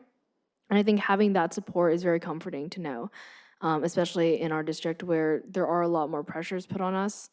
I would say, and this isn't to say or discount any work of any person, because I think all this has been great. But I think what we as students can do, and I'm not speaking for everyone, but what sites can do as well is just make sure that students know that these are available to them. One thing that I'm very passionate about is just making sure that students know what resources are there for them and being very transparent on how it works. I think there's just a lot of confusion about And, understandably, it is a system, confusion about what services are available, how to use them. Can you drop in? Do you have to make an appointment? Do you have to sign certain, forms with your parents? So I think that transparency is also a really important point to notice. So students can take advantage of this amazing program that we have that is here to support us, which I think is awesome. Thank you. Yeah, to add on what Johanna said, I feel like the first day I walked into the board meeting room, and then again today when I saw that the mental health and wellness is one of the 5 main goals of the PAUSD promise, I just thought that, we're very grateful to have a district that does make sure that the students are heard. And yeah, again, just to add on to what Johanna said, we're really grateful for the stuff that we've done on mental health. And I know that mental health is, of course, still very stigmatized in our society. And so I'm happy to see that there's a lot of cases in the presentation that are included, whether in waitlist, whether in already solved, whether still going. I feel like just seeing that a lot of people are reaching out for help is a very impactful and it's a good thing. It's a good thing to see that people are trying to get help. And also I know that there's a lot of services, at least at Gun, where you can sign up without your parents knowing. So of course, I'm not saying that parents shouldn't know about this, but if there are parental pressures that do contribute to their mental health problems, or parents don't accept them getting treatment, then it is a very healthy way to still get better. So, yeah. Thank you so much, both of you. Always very insightful comments. Thank you, Monsieur Shinaga and Ms. Dixon, and everyone who works on this team. As Ms. Lademaric said last year, when you all said this was something you were going to do, I was actually terrified because we couldn't even find enough CASI counselors and outside counselors. So how on earth were we going to hire a bunch of people ourselves? And I just feared it wasn't possible. So thank you, kudos. I'm impressed, and now we're looking to hire a few more, which is great. I think that our students mentioned it. While it is wonderful that we are working towards providing all of the services that our students need, let's not lose sight of the fact that what are the things we can do to minimize the need for it in the first place.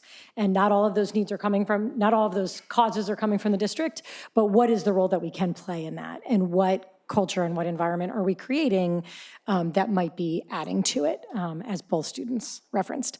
So I think that's really important.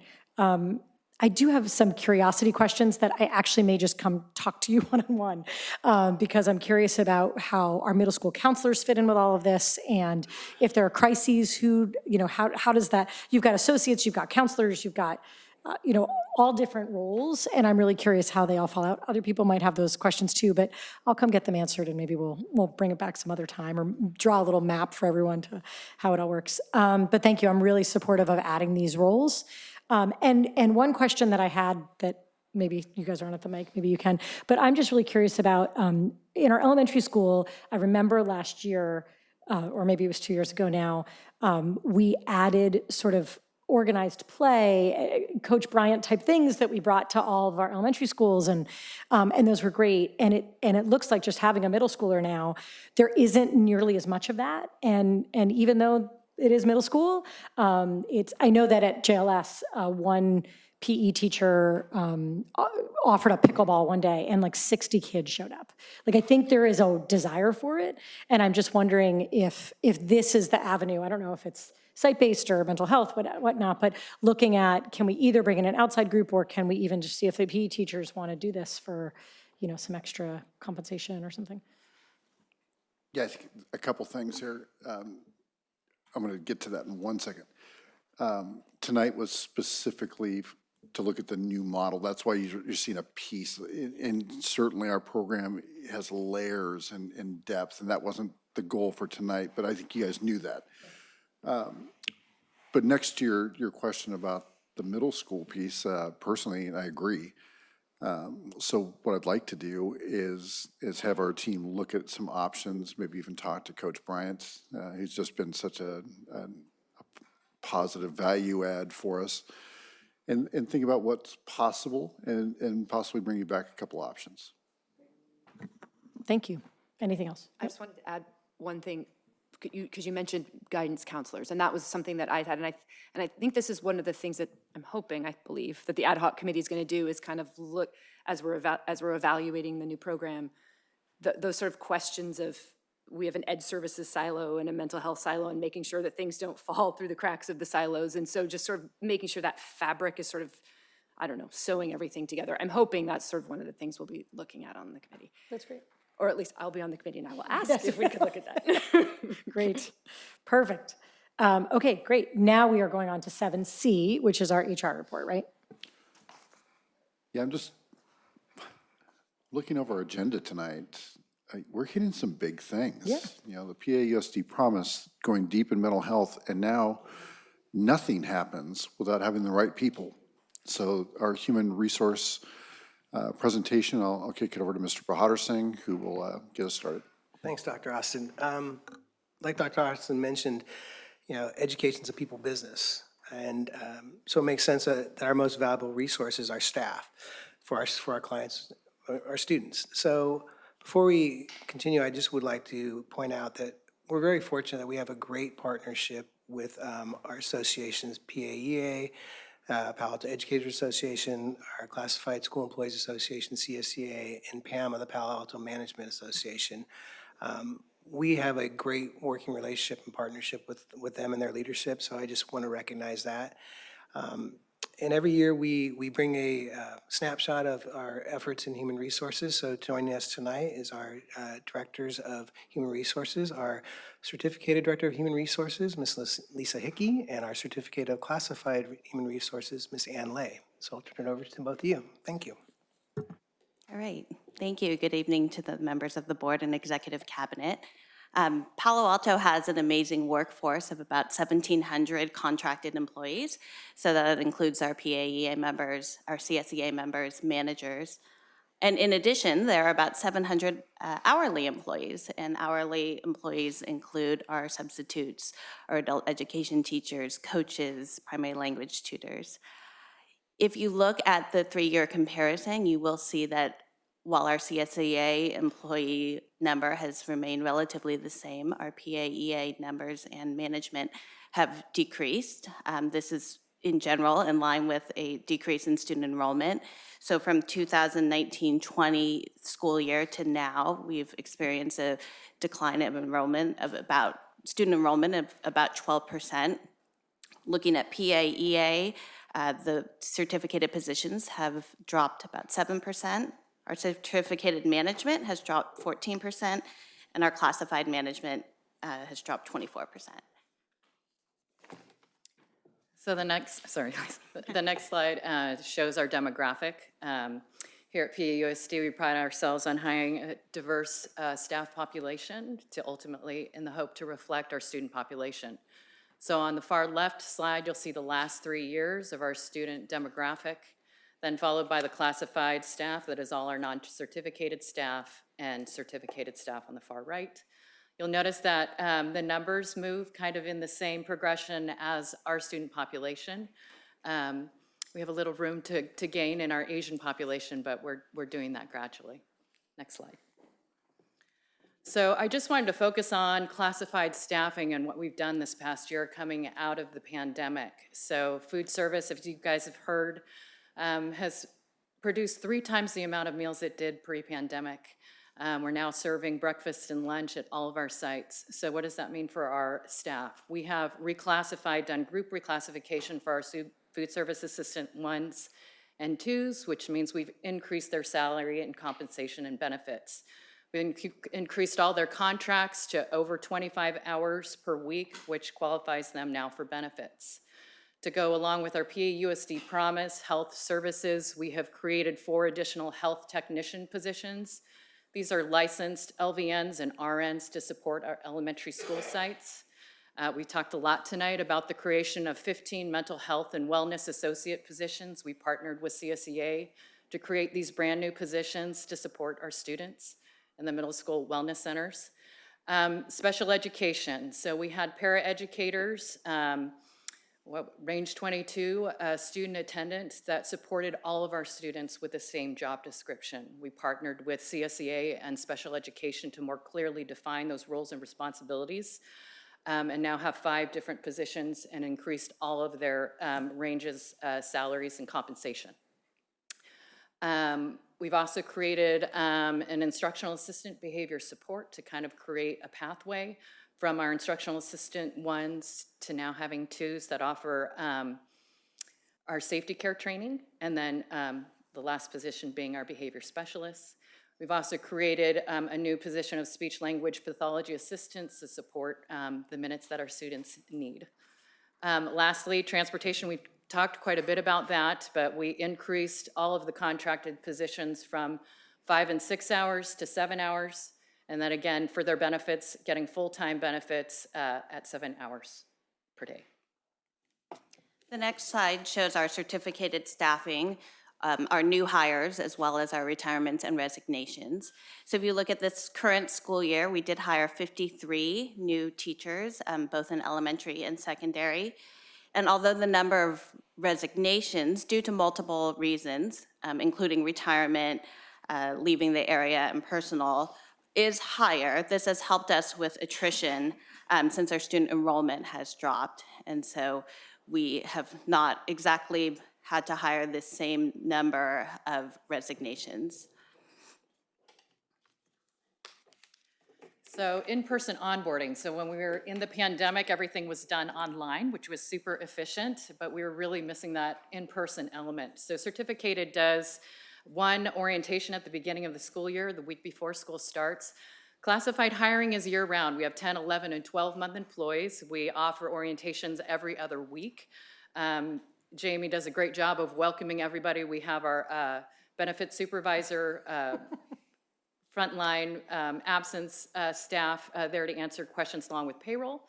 And then we've also partnered with our special education directors to link in our orientations to make sure our paraeducators are getting safety care trained, toileting training, visiting the sites before they actually officially start. Next slide.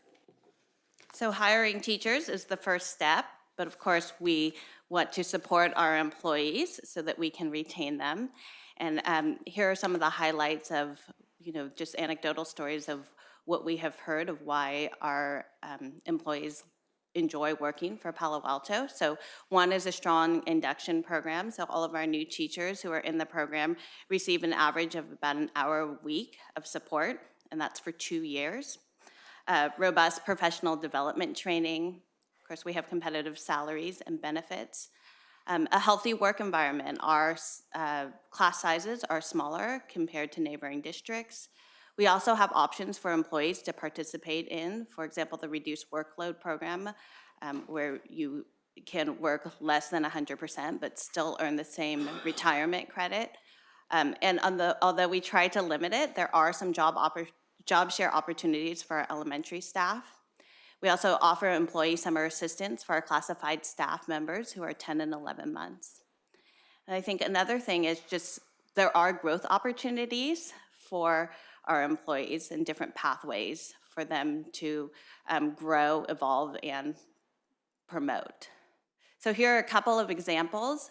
This year Dr. Austin and Mr. Bahadur Singh are leading the Inspiring Leaders Institute. It's a group of 25 individuals, about half and half of certificated and classified employees, and they are meeting monthly, and every month it's kind of a different topic that focuses on leadership. Last month, Ms. Chow kind of presented about school budgets because that's an area where a lot of people want more information.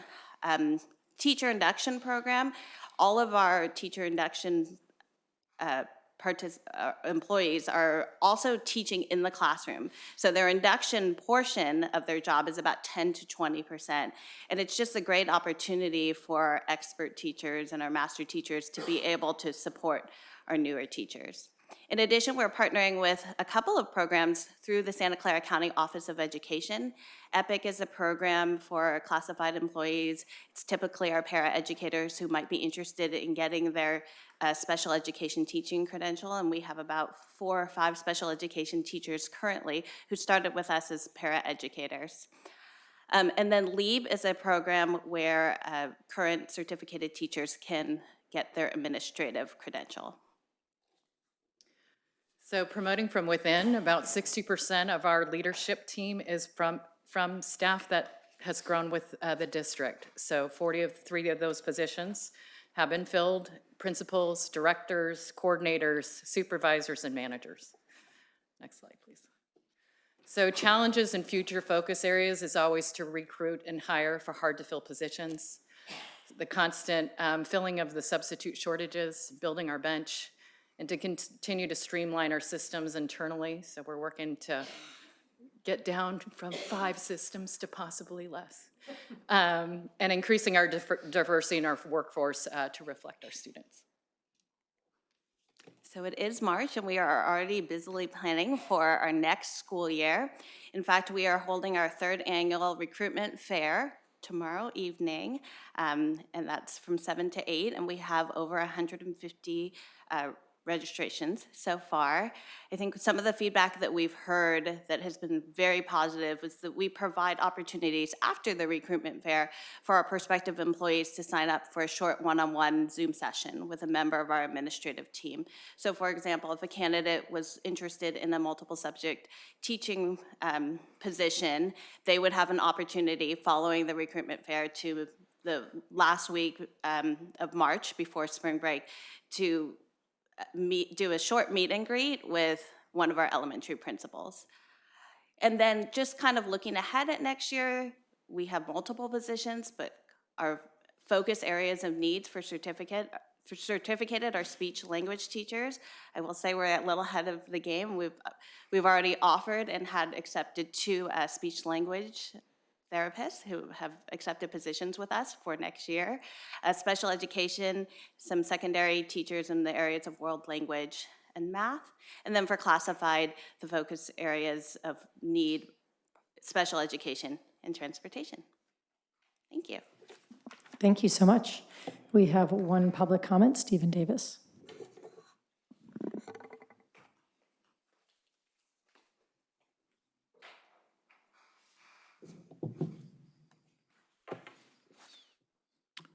Thank you. Trustees, where is the data on the number of disabled employees? There are 61 million disabled Americans, around 20% of the population. They face huge discrimination in the workforce. There is an employment gap of almost 40% between disabled and non-disabled people in this country.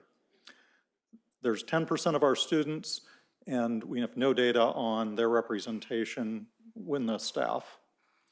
The overall annual churn rate of 10.2% should be highlighted and discussed at length. Is this new staff leaving quickly, or are we losing long-term employees? There's also no data actually provided on the number of vacancies or the average time to fill them, and what are the long vacant positions. At my son's elementary school, we have not had an AAC, which is the device that helps a number of disabled kids communicate, specialists since this fall. Special education staffing is highlighted as a concern, but no data is provided on either certificated or classified churn rates or persistent vacancies. Thank you. Thank you. Colleagues, comments or questions? Ms. Siegel? I have been wondering about the substitute shortage. It was the substitute shortage that made me decide to be a substitute teacher. Oh, is your mic on? Sorry, I kind of have a loud voice, so I didn't notice. I was saying I have been concerned about the substitute shortage. It was the substitute shortage that made me apply to be a substitute teacher, as teachers were unable to find subs when their children were sick, when they were sick, when they'd been exposed to COVID, and were not able to maybe take on professional learning opportunities or professional development, which I know as a new teacher and not a new teacher were very valuable to me. And so I'm wondering, the only way I was able to sub is because it was a supplemental income. I was getting income from my other job. And it's my understanding that right now the sub shortage is still significant enough that schools are unable to find subs at times and have to use their own teachers and administrators. And sometimes the teachers want to sub, but sometimes they really needed that planning period. And so it can negatively affect teacher morale.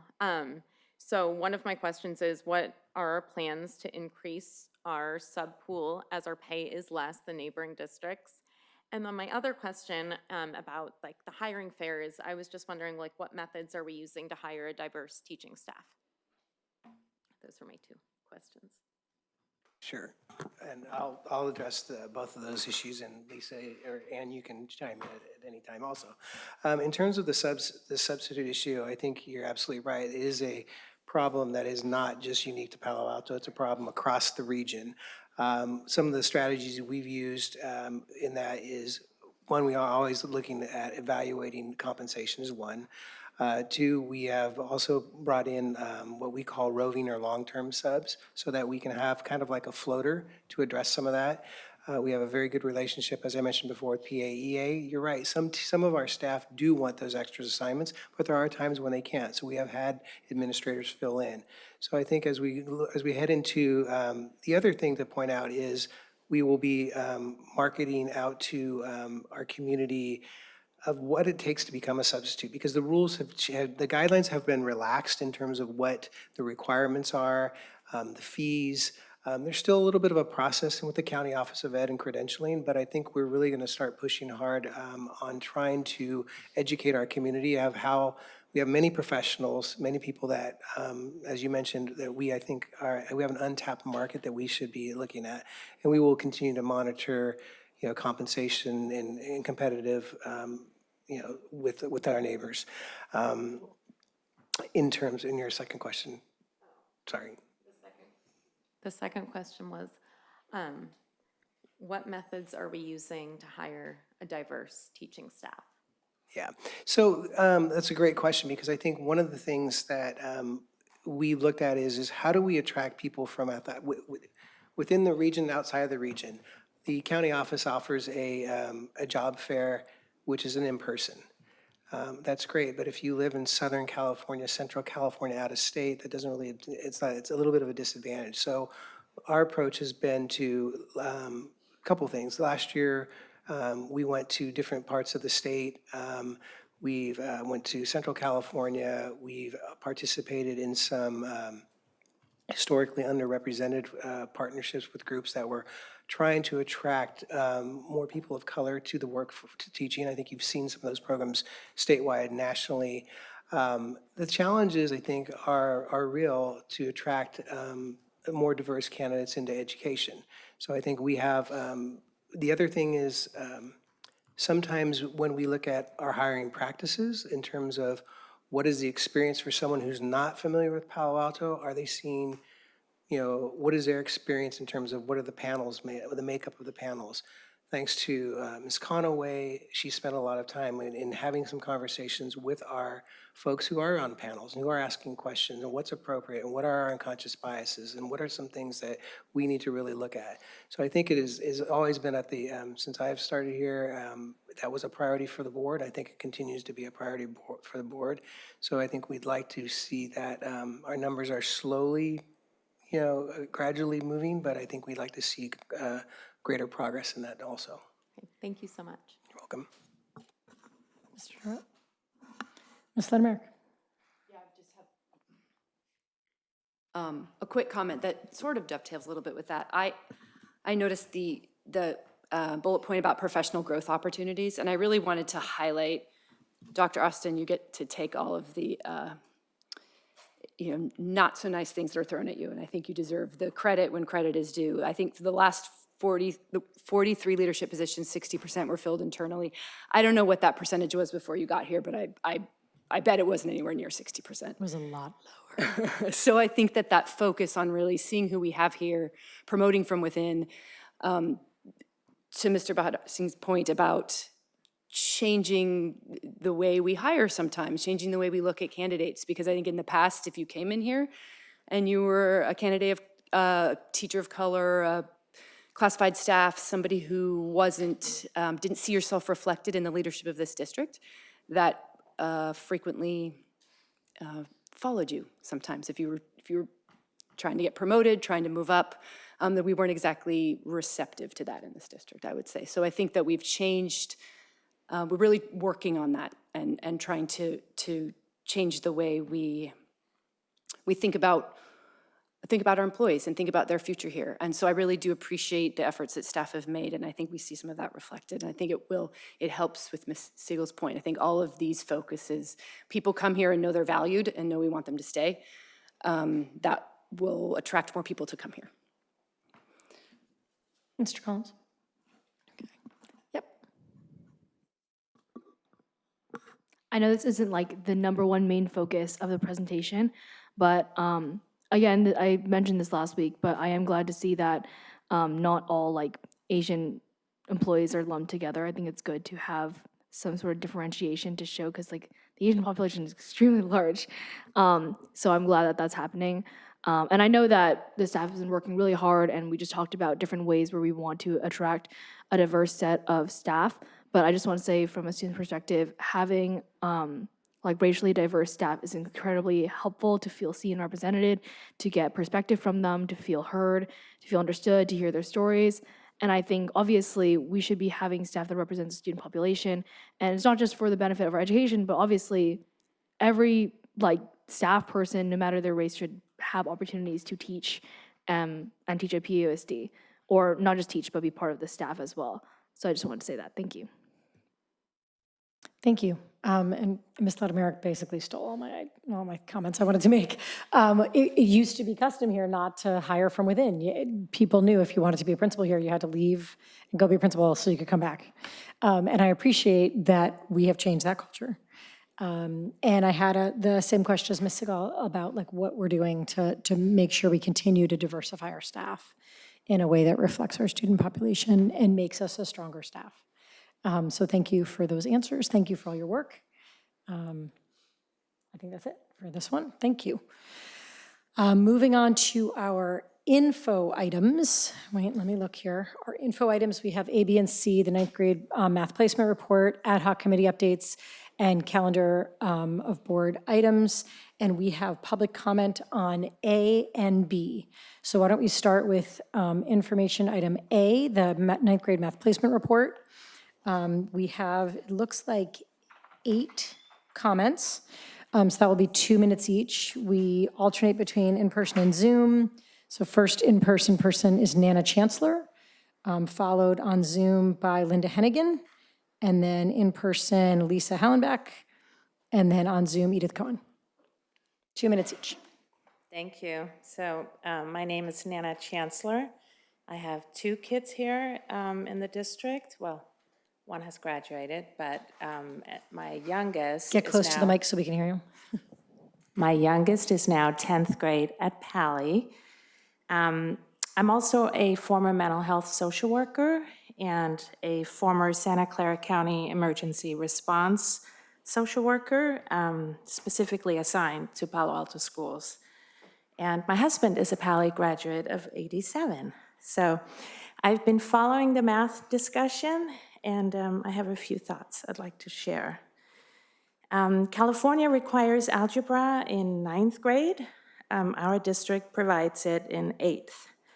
So our baseline is a year ahead. And when students pass the skip test, they're 2 years ahead of what our state mandates.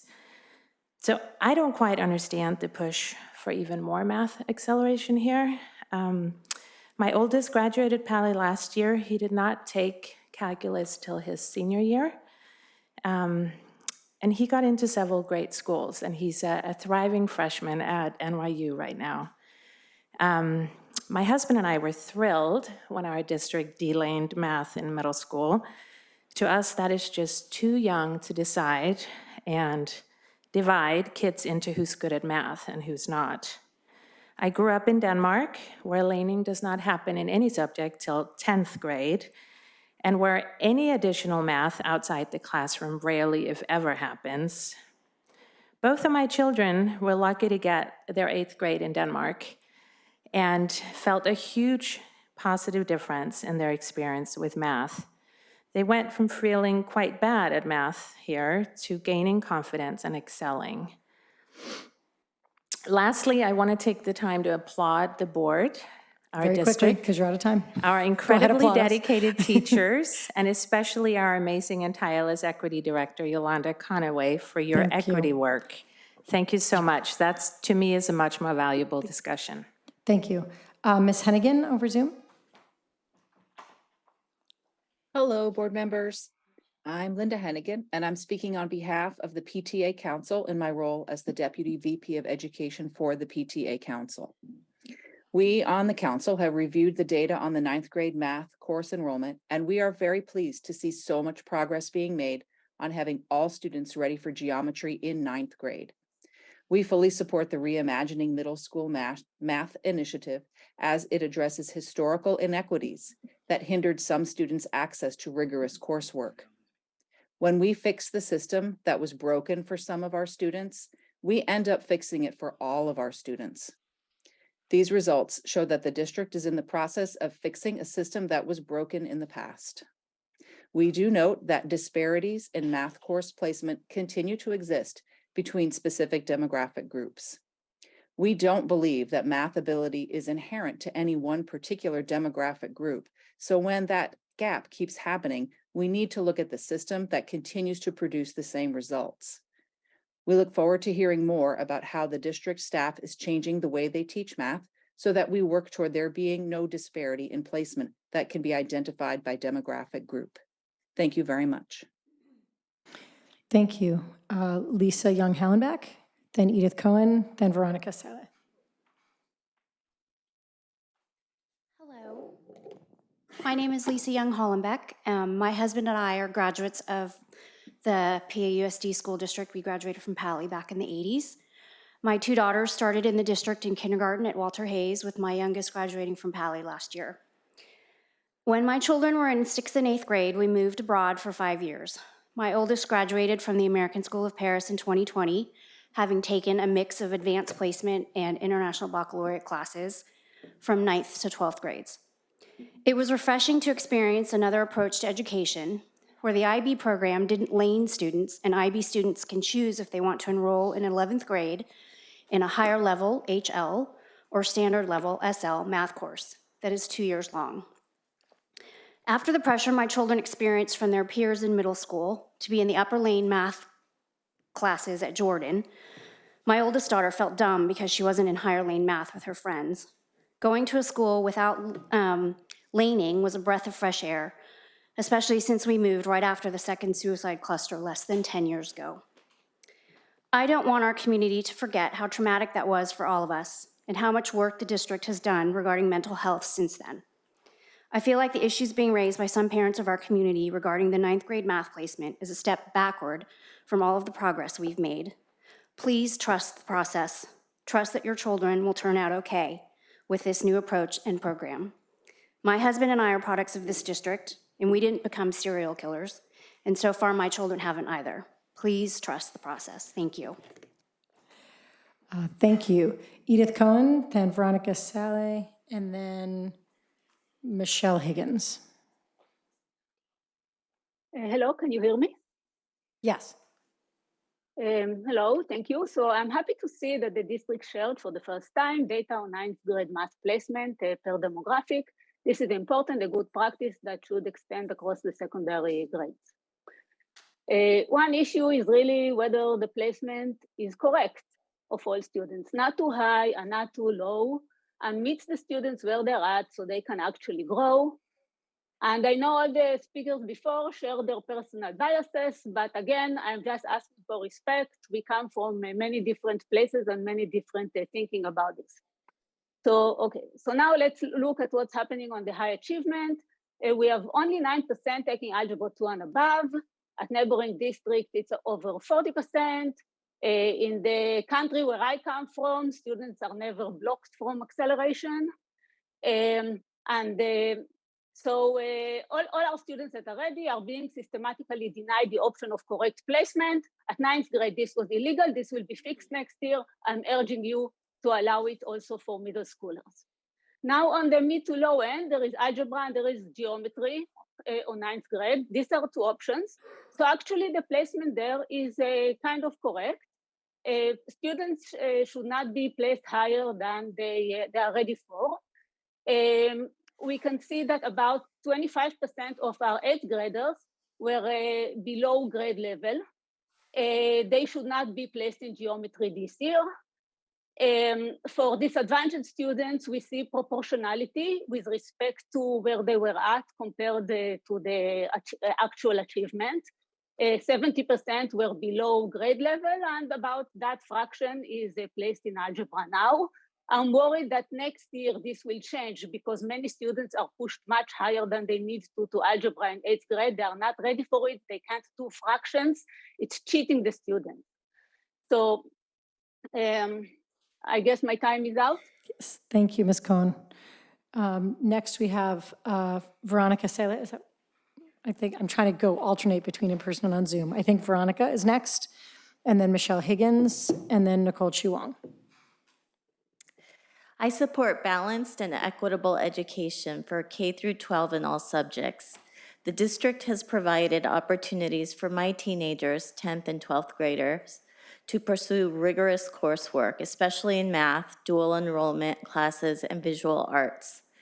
I would like to see consistently high-quality teaching at all levels. I believe that a solid teacher-student connection is one of the most important factors for our children's engagement and drive to learn. The system has worked well for my kids in terms of placing them at suitable levels in all subjects, including math, in which they have explored different lanes and have landed where they needed and wanted to be. As a youth psychiatrist for 2 decades, I've observed that students' connection to teachers and the inclusion of various backgrounds and abilities make a huge difference for learning and mental health. My teen patients with mental health struggles are focused on wanting to be accepted, connected, and less academically overwhelmed. I've never experienced a teenager who is struggling due to lack of math rigor. With respect to middle school, I support the current district's equity-focused initiative to delane math so that all students arrive ready for geometry at the start of high school. I give special praise to middle school math teachers, Mr. Josh Spiro and Mr. Ernesto Macias, for their growth mindset and attuned approaches to students at all math levels. Thank you, Michelle Higgins, Nicole Chuang, Kobe Johnson. Hi, can you hear me? Yes. Okay. First, I wanted to reflect on the experience of my son, testament to the reality that you do not need to accelerate in math and PAUSD to go on to be successful in college or to have a career in STEM. My son, a PALI graduate, completed AP Calculus AB his senior year and went on to thrive in college, majoring in computer science and economics and minoring in math. He finished college in 3.5 years. He is 23 and currently loving his job in the artificial intelligence field. Looking at the data on 9th grade math placement, it is apparent that despite complaints on this topic, a large number of our students do accelerate beyond geometry by 9th grade, indicating that they are successfully skipping in middle school. At the same time, what is also clear in the data is that demographics remain a large determinant in math placement. I am hopeful that the delaning of middle school math translates into closing this gap going forward. We absolutely should provide acceleration opportunities for students who are uniquely proficient in math, students who do not need tutoring and prep materials to pass the skip tests. However, we should be very concerned about the impact on individual students, classroom environments, and the overall academic climate when it is no longer considered good enough to be doing well with grade level material. It is clear that parents increasingly feel enormous pressure to enroll their children in shadow schooling math programs at younger and younger ages. The pressure on our students is pushing ever further downward, And at the same time, we know that anxiety and depression rates among our teens and younger are at an all-time high. At least for me, this is the real problem that we should be spending our time and energy on. Then whether our already high achieving and overall highly privileged students are getting ahead quickly enough. Thank you. Thank you. Nicole Chuang, then Kobe Johnson, and then Allison Rosen. Good evening. I've spoken with parents on all sides of the math issue, and I understand the need to balance the issues, reducing academic pressure, driving toward equity, and ensuring that all students are appropriately challenged in their classes. The recent data released by the district is actually reassuring to me in respect to appropriately challenging our students. While I understood that all ninth graders will be one level ahead in math, I did not know that so many students are able to accelerate far beyond that. There appears to already be a pathway for students that are ready and desire the next level of math. And in fact, there are several students in BC Calc their freshman year. I was not reassured, however, when I saw the demographics of those students accelerating. So while we do have a pathway for acceleration, there's clearly an equity issue within that pathway. And given the high number of students accelerated, I'm also concerned about the effect that has on the known culture of pressure we have in our schools. When my family moved here for the schools, I wasn't sure if we would want our kids to attend Gunn or Pally, given the culture of pressure and its negative effect on students' mental health. Part of my motivation to get involved in our district was to ensure that the issues spurring our high school community mental health issues are addressed as soon as possible. And now that we are here and in the elementary community, I'm concerned that the pressure is trickling down to our youngest students when we see that 30% of elementary therapy referrals are for anxiety, 25% for struggles with self-esteem, and 17% for academic stress. These students are possibly experiencing our culture of pressure, or at least particularly susceptible to it, and these are our elementary students. So while I'm grateful, very grateful for the in-house therapy and wellness centers that we have in our district, that is not nearly enough, as this is a cultural issue. Thank you. Thank you. Kobe Johnson, and then Allison Rosen.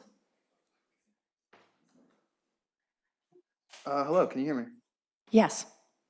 Hello, my name is Kobe. I am a Pally graduate, class of 2020, so I'm still waiting on my graduation. You guys get to that, that'd be great. But I'm here today to speak on the data that was released. And first off, I wanted to thank the board for doing so. I think that this is really interesting. But what I would personally want to see is a continued study of this data throughout all of high school. Because my personal experience in the highest math lanes was that many of these students who pushed themselves really hard in middle school, ended up skipping classes or being blamed really highly, ended up dropping, ended up taking a year off of math, ended up doing something else with their time because they felt so much pressure, because they felt so much intensity surrounding the math and understanding that perhaps their math was not as structurally sound as they really believed it was. I personally know that I refused to even consider taking analysis after Geo and Trig H because I knew that I would be taking a difficult course load and I didn't want to even consider the idea of adding more onto that. And so I know personally that a lot of students who feel pressurized, who feel the pressure, the personal pressure to continue pushing on until they burn out, end up really being negatively impacted by this laning system, especially in these higher lanes. So I wish that we could see that all throughout high school so that we could truly understand and get the figures on the number of people who are dropping out of these higher lanes. The other thing that really bothered me was this disparity between historically underrepresented minorities and their placements. As a historically underrepresented minority myself, I knew that in the higher lanes, we were almost non-existent, but it is also really disheartening to look at it and see this reflected in the data as well, and not just that my experience was personally a fluke in my class page. This is really what we need to focus on. As the previous speakers have said, there is no reason why any person of any specific racial or ethnic group cannot achieve the way all others can. And that is where I would really appreciate if this district could focus their attention. Thank you. Thank you. Final comment from Allison Rosen.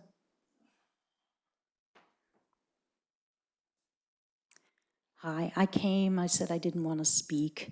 My husband's in Copenhagen with my mother-in-law who's not well. I'm a psychologist. I work with depressed people, and I just find it troubling to conflate math achievement and depression because they're not the same. And also, a lot of the parents who speak are not kids, their kids aren't STEM aspiring. It's really much better for children to have knowledge, to families have knowledge of their children's granular abilities through competent assessment. There are no data on how well children have mastered the sub-skills. So in Science of Math, they propose granular analysis of what the children know, what students know, and so that they know whether they can accelerate or not, and their strengths, so that they know whether they're ready for more. Certainly someone going on to a STEM degree, if they get a lot of the basics done, they can do more advanced work, more granular stuff like mechanical engineering, electrical engineering, the specialized stuff, and not waste time on stuff they could have covered in high school. So that's why STEM aspiring kids want to get through the basics, so they can do the really cool stuff and be ready for more interesting stuff after college. So that was mainly what I want to do. But all this business about conflating depression and math, I mean, that's just not the same thing. STEM kids love what they do. Anyway, sorry, I'm a little scattered, but hopefully you hear it. Thank you. Okay.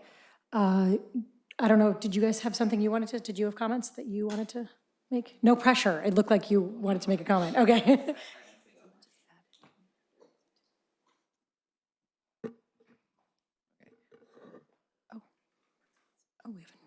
We have, we have a new commenter that just came in.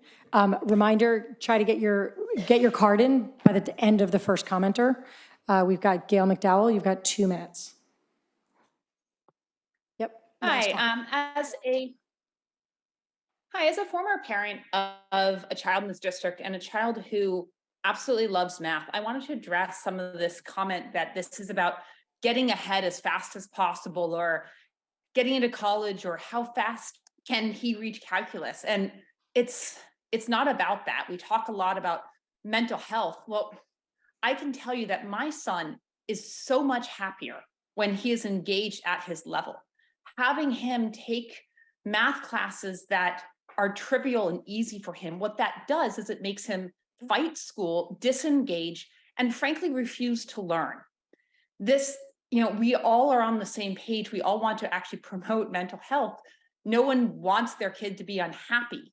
When parents are sitting here saying, please let my kid learn, let my kid be exposed to math, learn math at their level, they're asking for their child not to achieve to higher and higher and higher limits. They're asking for their child to be able to learn and be challenged and frankly be happy in school. And that's honestly what we're all looking for. Thank you. Thanks. Okay. No one has to have any comments here. It's an info item, but if anyone has any comments, yes, Mr. Pan. Yeah, no, I typed up something beforehand, but I mean, I am trying to hear both sides of the argument, although I think I am pretty biased because I am a student, and I feel like all of the other speakers here were parents, and I feel like, okay, I'll just read off of what I've said, and it is a bit, it is biased, but I will say that I do feel really strongly about this topic. I'm someone who's not the best in math, but it has been a subject that has caused tremendous stress for me in my life. And in 8th grade, I was separated from the rest of my peers because I thought I could exceed past the level in my class. But when I got into high school, I realized that the hardest class available for me in 9th grade, Geometry H, was very, very challenging. And ever since 9th grade, I wake up every day not wanting to go to school because of math, because of how much stress it brings me. And I have 2 points that I would like to make. First, why math? Why not English? Why not US history? Why don't we see parents coming to ask if their kids can take AP English in 9th grade or AP US history in 9th grade? Why math? And I feel like to me, the answer seems very simple. I feel like we live in the Silicon Valley. We are living in the Palo Alto Unified School District, and we study at Gunn and Pally, where college and a future STEM career seem like a must. I feel like math, to a lot of parents, is a pathway to the imaginary success in life. Parents, in my opinion at least, of course it's not true for all parents, force their children to take challenging classes starting in middle school and hope that they can exceed and stand out against other students in high school. They hope that their children can stand out amongst other people so that they can get into good colleges and therefore a good job in the future. And I feel like that is not right. Like that shouldn't sit right with anyone here. In the last board meeting, we talked about raising the foundation instead of raising the ceiling. We should really be caring about the people who struggle in our classes instead of the people who are too bored or not feel challenged in their classes. Please, parents, rethink what success means to you and your children. It should not mean beating other people's children. Second, it is very, very stressful, as I've said. The two hardest classes at Gunn are known as Analysis H, which is the junior math class, and AP Calculus BC, which is the senior math class. The class's grades rely solely on tests and quizzes, and that is very, very stressful. Every time you show up to a test, you might just fail the entire semester because that's how important each test and quiz is. When I was a junior last year, there was a 9th grade in my math class. And no offense to the 9th grader at all, we were very good friends, but just seeing students who are 2 years younger than you in the same class as you, exceeding and being so much smarter than you, makes you really question about your self-esteem, makes you think if you're behind, if you're dumb, if you're not right for the class. And it definitely does increase the level of stress that our already stretched out students have. I'd like to echo the people who see that competition and even more stress should not reside in our culture anymore. If students feel that they're not challenged in math, they should seek other options outside the school. We should not be changing a system to promote more competition and continue brewing our already toxic culture. There's so much to be said about this topic, and I'm glad that this, actually in part, that this lawsuit surfaced because it is a really good reminder of how negative our culture still is today and how we still have so much to do to improve our students' mental health. Thank you. Thank you. Did you want to say something too, Ms. Here, or no? No. Okay. Comment? Ms. Siegel. This has been really interesting to listen to all the different opinions throughout my first few board meetings. And so I'd like to share with the board, what has been on my mind that tie in with this specific information item. And I want to thank everybody for speaking today and in previous meetings because I think it's so important to hear from our community. So the first item I've been wondering about concerns gatekeeping, using tests and qualification processes to select students for certain courses. And so the question I've been thinking about is, does gatekeeping further our ability to fulfill the PAUSD promise, or does it in fact hinder it? I was just at Gunn last week speaking before the YCS Community Service Kickoff Day. And I remembered that when I was a student at Gunn, I was so excited to take AP English. Math was not my strong suit, but English was. But you had to submit a portfolio and an application packet and apply. And just that gatekeeping step was enough for me to stop me from taking that class that I was passionate about. And in fact, it stopped a lot of students whose families didn't understand the game of school. So what a student needs to do to get into their desired courses. I'm very happy to share that our English department does not do this gatekeeping anymore. But I would like to explore where and which subjects this remains a PAUSD practice today. As our very own PAUSD promise states that we will provide unobstructed access to rigorous curriculum. I know that every one of the members of the board, all of our representatives here, share a commitment to equity. I read the whole report, page 210, on the attached PAUSD promise defines equity as the transformed ways in which systems and individuals habitually operate to ensure that every learner, in whatever learning environment that learner is found, has the greatest opportunity to learn, that all identifiable groups of learners show comparably high achievement, and that our historically underrepresented students are encouraged to participate in advanced courses without system barriers. So I am wondering, are we fulfilling this piece of the promise? In our February 28 meeting, Ms. Ladimirik spoke about the PAUSD promise and stated that everyone in this room and in this office cares deeply about the promise and tries their best to live up to it each and every day. Thank you for your comments, Ms. Ladimirik. I could not agree more, and I want to share what I've consistently said throughout the past year. I am in support of delaning with the necessary supports to help all students thrive with acceleration opportunities. And so I was looking at the data in this report to understand whether we are fulfilling this promise. Looking at the demographics from 9th grade math, there are 77 students in Algebra 2 Trig Honors. These are students who successfully passed an invitation-only skip test. Of those 77 students, there's 1 Hispanic student, 0 Black students, and 0 Pacific Islander students. In addition, although we met our district's benchmark goal, our equity report card demonstrates that large gaps still remain in A through G eligibility, with our historically underrepresented students having large disparities compared to our white and Asian students. Thus, the more I've been thinking about it, we appear to have a huge obstruction for our Black, Hispanic, and Pacific Islander students, as well as for any student whose family lacks the resources and knowledge to know the system. So I am wondering, and we should all wonder, what is happening? Is our math gatekeeping, in fact, exacerbating inequity? No doubt there are many factors that contribute to inequity, but is this gatekeeping part of the problem? We talk a lot about community values, and I'm wondering, whose values? I've had the privilege of listening to PAUSD parent Rowena Chu speak at events, and one particular statement seems appropriate to state here and now. In the same way as history is always written by the victor, community values and culture is written by the dominant majority. For some kids, their passion is dance, and some students or their families value sports, some music, and for some, it's after-school academic classes.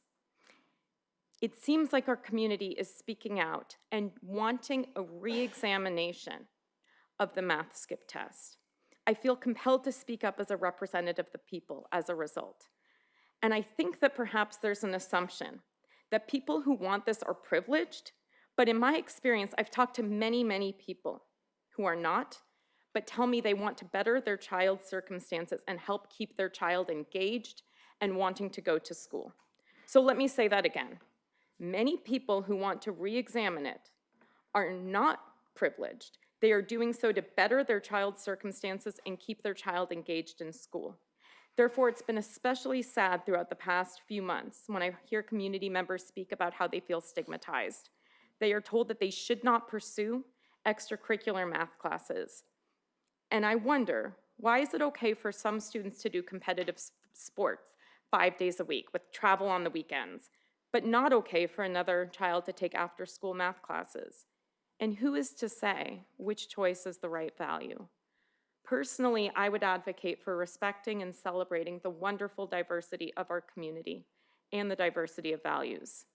I do believe that as a board, it is our responsibility to put the needs of our students first and foremost. This includes each and every student. As a former teacher, department chair, and now as a board member, I continue to prioritize struggling students while at the same time being committed to those who thrive when they are appropriately challenged. In fact, from my experiences as a teacher, I have seen that many students struggle when they aren't challenged. Yes, we are a public school district. We serve a wide range of students and backgrounds and values. And I hope that my colleagues recognize that the vast majority of our families do not have the option of private school. I don't agree with the notion that if you want blank, then go to private school, when private schools cost nearly $40,000 and have acceptance rates under 15%. This is not an option for the majority of our families, especially our students with learning differences. So I hope there is a staff report or study session coming on secondary math with an equity lens, after which we can all brainstorm good solutions. I ask that this report includes teacher input as well as parent, And as you had said earlier, the most important is the student input, so that it is representative of our full population, so that we, the board, and the community can hear multiple perspectives. So I kindly request a staff report or study session on secondary math this school year to ensure that our accelerated courses are different solely in terms of curriculum, not by demographics, and that systemic inequities are identified and examined to support the district's prioritization of diversity, equity, inclusion, and justice across all areas of the educational system. Thanks. Anyone else? No? Okay. B, we have our ad hoc committee updates, and we have one public comment. Stephen Davis.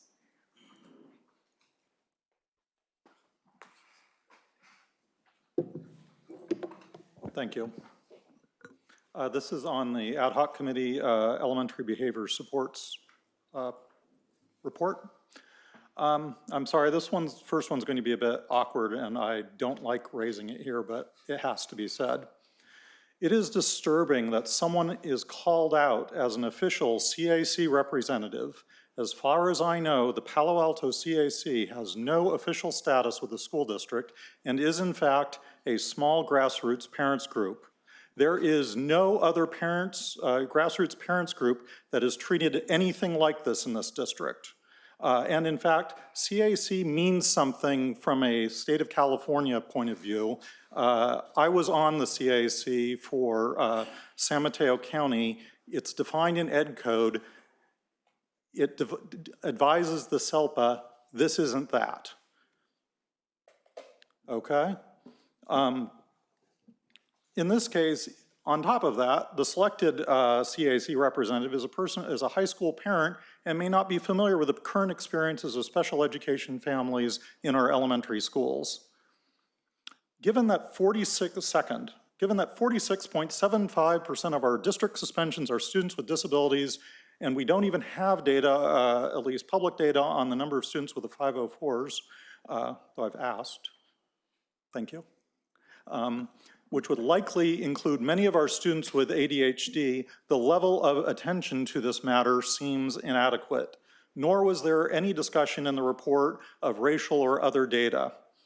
Perhaps the problem in this area isn't with the students, but with the training of the teachers, staff, and principals. In special education, we say behavior is communication, okay? It isn't behavior. Thank you. Thank you.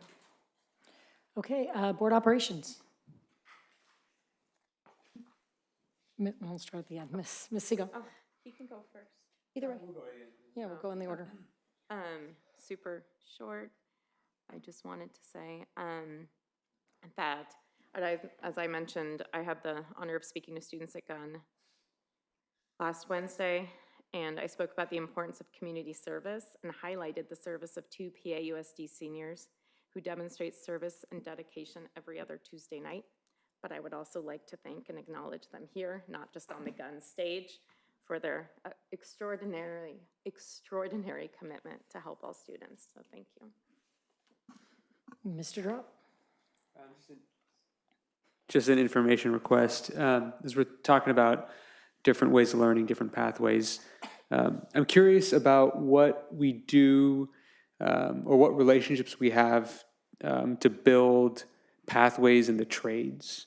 I know that's not something we talk about very much, but I do know there's a certain level of desire within the community, but folks don't really feel comfortable talking about it in public. But again, these are highly specialized, highly skilled jobs, and an example of an alternative pathway that we don't usually consider. So both as someone who's represents people in the trades in my job, and also someone who knows that that's a very viable path for folks who don't want to go in other directions.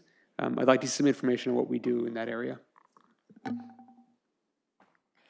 I'll follow that up though and say, as someone who has to hire people in the trades and can't, because we can't find them, I'm full support of that. Just wanted to, on our building up, folks, I actually have a group and an individual. One is the Palo Verde staff. We got a lovely email from the Hoover staff about how welcomed they were by the Palo Verde staff, I think during the staff development day maybe, in getting to know the temporary site and how every single Palo Verde staff member welcomed them and answered all their questions. So cheers for the Palo Verde staff. And for Hillary McDaniel, because our early childhood pathway was awarded with a Hoffman Award. And Miss McDaniel pretty single-handedly keeps that program going and built it up. And now I think it's starting at Gunn as well. So hats off to Hillary McDaniel for her work, and congratulations on the Hoffman Award. I wanted to follow up with the Palo Verde staff, build them up, and in particular, Principal Nora Lee, because, we get probably 100 times more communications from people who are unhappy than people who are unhappy. So I know when we receive a communication from somebody's happy, it means they're really, really happy because they took the time to write. So Dr. Austin shared the letter with us from a grateful Hoover teacher for the Palo Verde staff and Principal Lee in particular for being so generous with their time and wisdom of what they've learned. So as somebody who went through the Addison construction and learned from the principal, your whole job becomes when you're principal construction manager, or in Ms. Lee's case, relocation manager. So for her to have that second job and then to find the time and the energy to be so gracious with other staff is really an example of what we all should strive for. So. Okay, great. This meeting is adjourned. I'm sorry, you can only speak on a non-agendized item during open forum, and open forum was over. I thought you missed that.